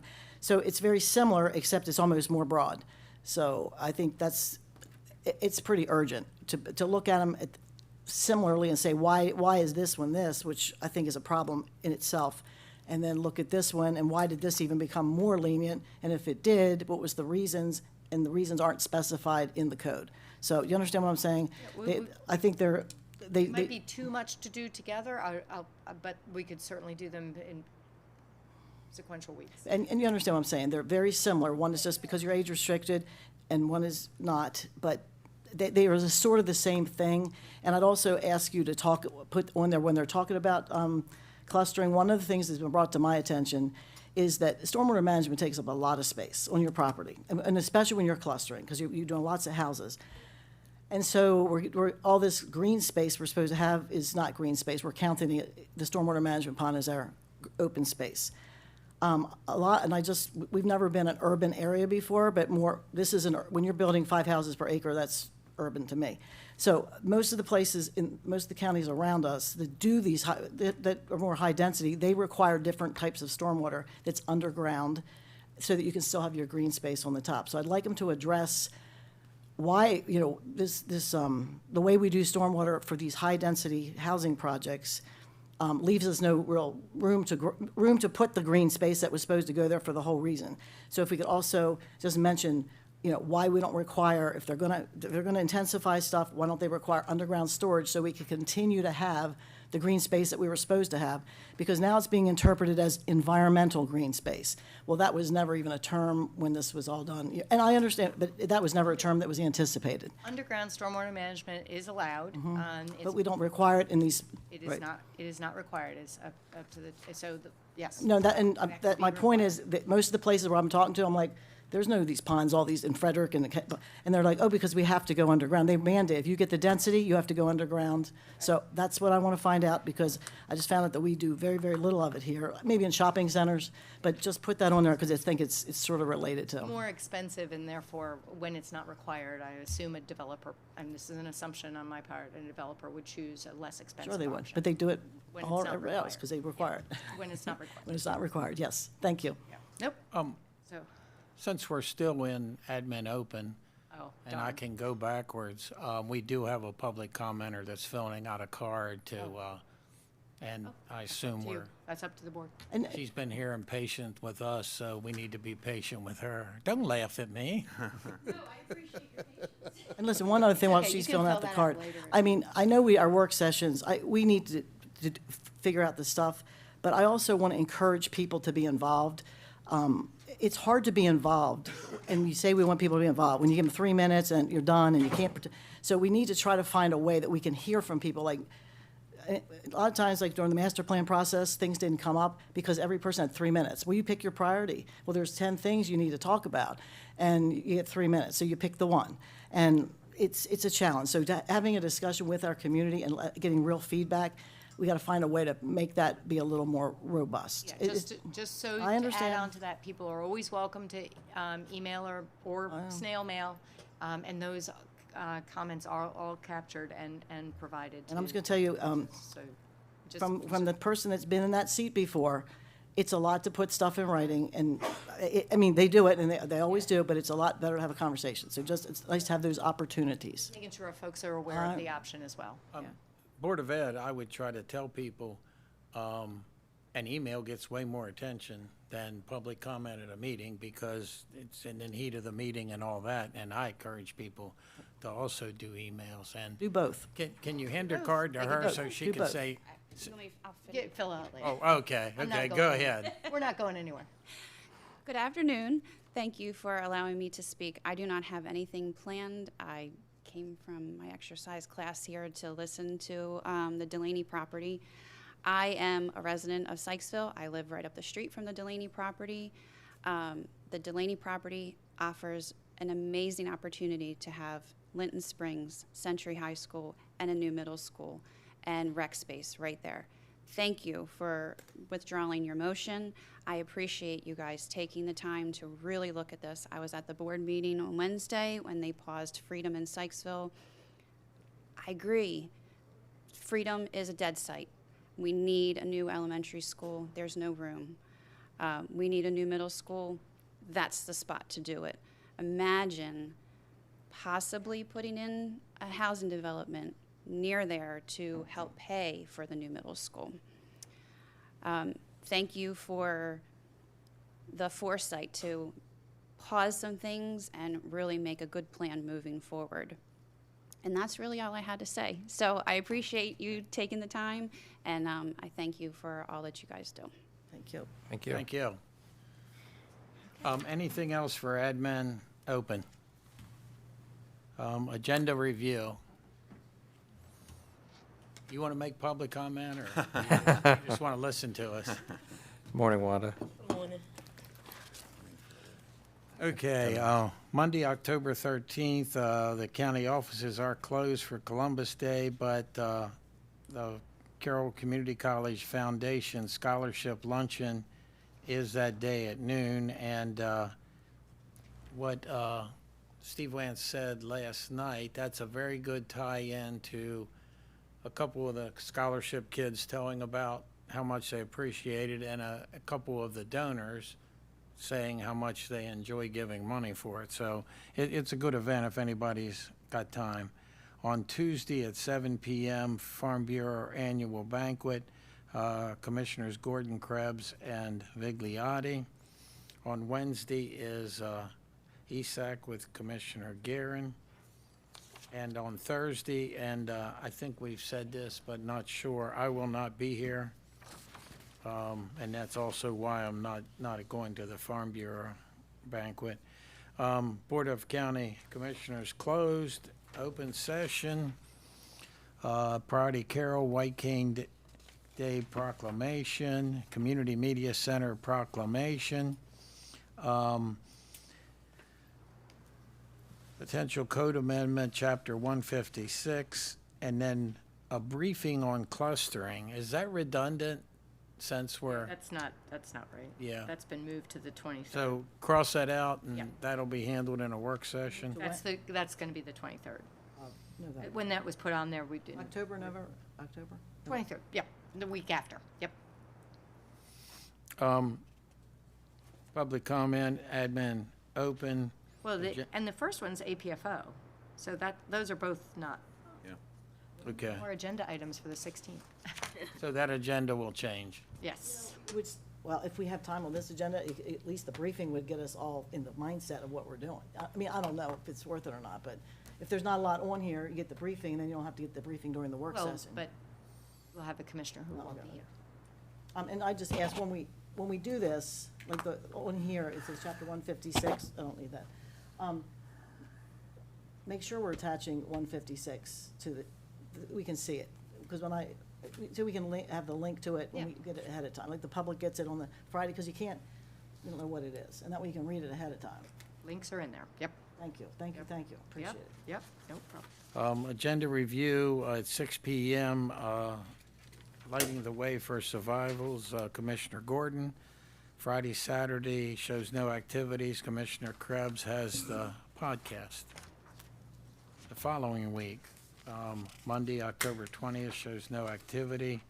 On Tuesday at 8 AM, the Chamber of Commerce, we're going to learn all about the economy. Gordon, Kyler, and Krebs. 9 AM, Planning and Zoning, Commissioner Gordon. You need a fast car. I need a very fast car. 2 PM, Veterans Advisory, Gordon and Kyler. And 4:45, groundbreaking for the Community College Sports Complex. The game starts at 3:30, and they've changed the time several times. I think it's now 4:15, but they're all worried about it getting dark. So I don't know if everybody saw it. If not, I'll ask. Vivian did an email this morning back and forth with Steve Wance clarifying, because there was some confusion. And that works better for us, because we have something that night. That's not on here. And the 23rd is going to change around, so none of these times, this is going to change. Wednesday, October 22nd, Rec and Parks Advisory Board meeting, and that's at Piney Run. That's not at Bear Branch. They alternate, and I checked with Vivian. She, in case I'm confused, she was going to clarify it. I thought I had on for Piney Run.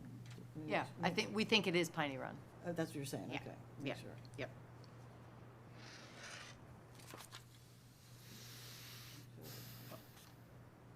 That's the 22nd. And Carroll Lutheran Village, Piney Run, yeah. add me to that one at 2:30. I'm going to need a fast car. You are too. Okay? Yeah, I just want to mention about Yeah. tonight. If everybody going to the wall tonight, you're going. Yep. If you go, Mark was there last night, there's an app you can put on your phone to find the person. You talked about Jimmy Zumbrum. Evidently, it's really hard to find people because they're in chronological Yep. order, and there's no years to separate them. But there's an app on the phone to pull that up, and then forget how he did it, but do that, and then you put the name in, and it'll tell you what panel they're on. Yeah, It took them a while to find that out because there's no years breaking it up. they're only 2 years, and they're at the very top in the middle. Yes. And I think the one is prior to that date and then after that, I think. But it's not really explained as to, The app other supposedly- than they have a poster size thing that explains that they're in chronological order. But they don't have an explanation of why those 2 years and no other years are on there. I was a little confused by that myself, but anyway. They asked somebody. Yeah, no, I was a preview person, so. I'm sure they'll be able to help you there. Thursday, October 23rd, closed down minute at 8, open session at 9, Economic Development so- Week proclamation. All this will change. Yes. What? Because this is the week that we're gonna start the work session. So the first thing will be at 9 o'clock will be a work So, session. so all these what, will change to 9 probably to 11 or 9 to noon? Or to be decided? I'm Make it leaning, longer, just then you can have lunch if we get done, you have lunch. If not, you're not backing up to this. yeah, I'm leaning towards noon. Mm-hmm. Oh, I would definitely do noon. So when will open start? You wanna say 1? 1? So That's the 23rd. 1 PM, okay. So 9 till noon, and then is a work session, and then at 1 PM we'll have priority, Carol. Public hearing on the use of community reinvestment. And repair funds. That's the Yes, Yes, it's the sorry. cannabis. fund. cannabis I'm tax getting- money. I'm getting calls. Oh, I'm sorry. And that's a public hearing, and I know some people were yeah. And that may be the Showing only- interest, I was going to say whining, but I thought of a better word, showing interest on Facebook about that public hearing and Yeah. what time it was. And that may be the only wrinkle to our new setup, because Yes. this was already, if we can't move it, or we feel it would be too confusing to the public, we might have that public hearing and That was- do could the be my work session question. around it. And just make sure you say change, don't just change the time, say, note the change in time. Yeah, yeah. Sometimes you change stuff you already have on the calendar, you think, I don't even look at it, but if you clearly Yeah, say it's we'd changed. make it in bold and big type, but somebody will miss it. So we don't, if we're concerned, we'll, Okay. that may be the only Discussion wrinkle. for expanding the scope of turf field project at Community College. Comment letter for City of Westminster on annexation 89. Approval to submit family self-sufficiency program renewal, public comment, admin open. Agenda review, Friday, Saturday shows no work and no meetings, and Commissioner Vigliotti will do the podcast. Any other additions, changes? Thank you, Wanda. Thank you. We were easy, weren't we? Our whole world is changing, so So, I don't think it's so easy. If we're done, we need a motion to go into close for legal and then adjourn. Motion to go into legal and then adjourn afterwards. Second. I have a motion, a second. All those in favor? Aye. Opposed? Thank you. Thank you, Lee.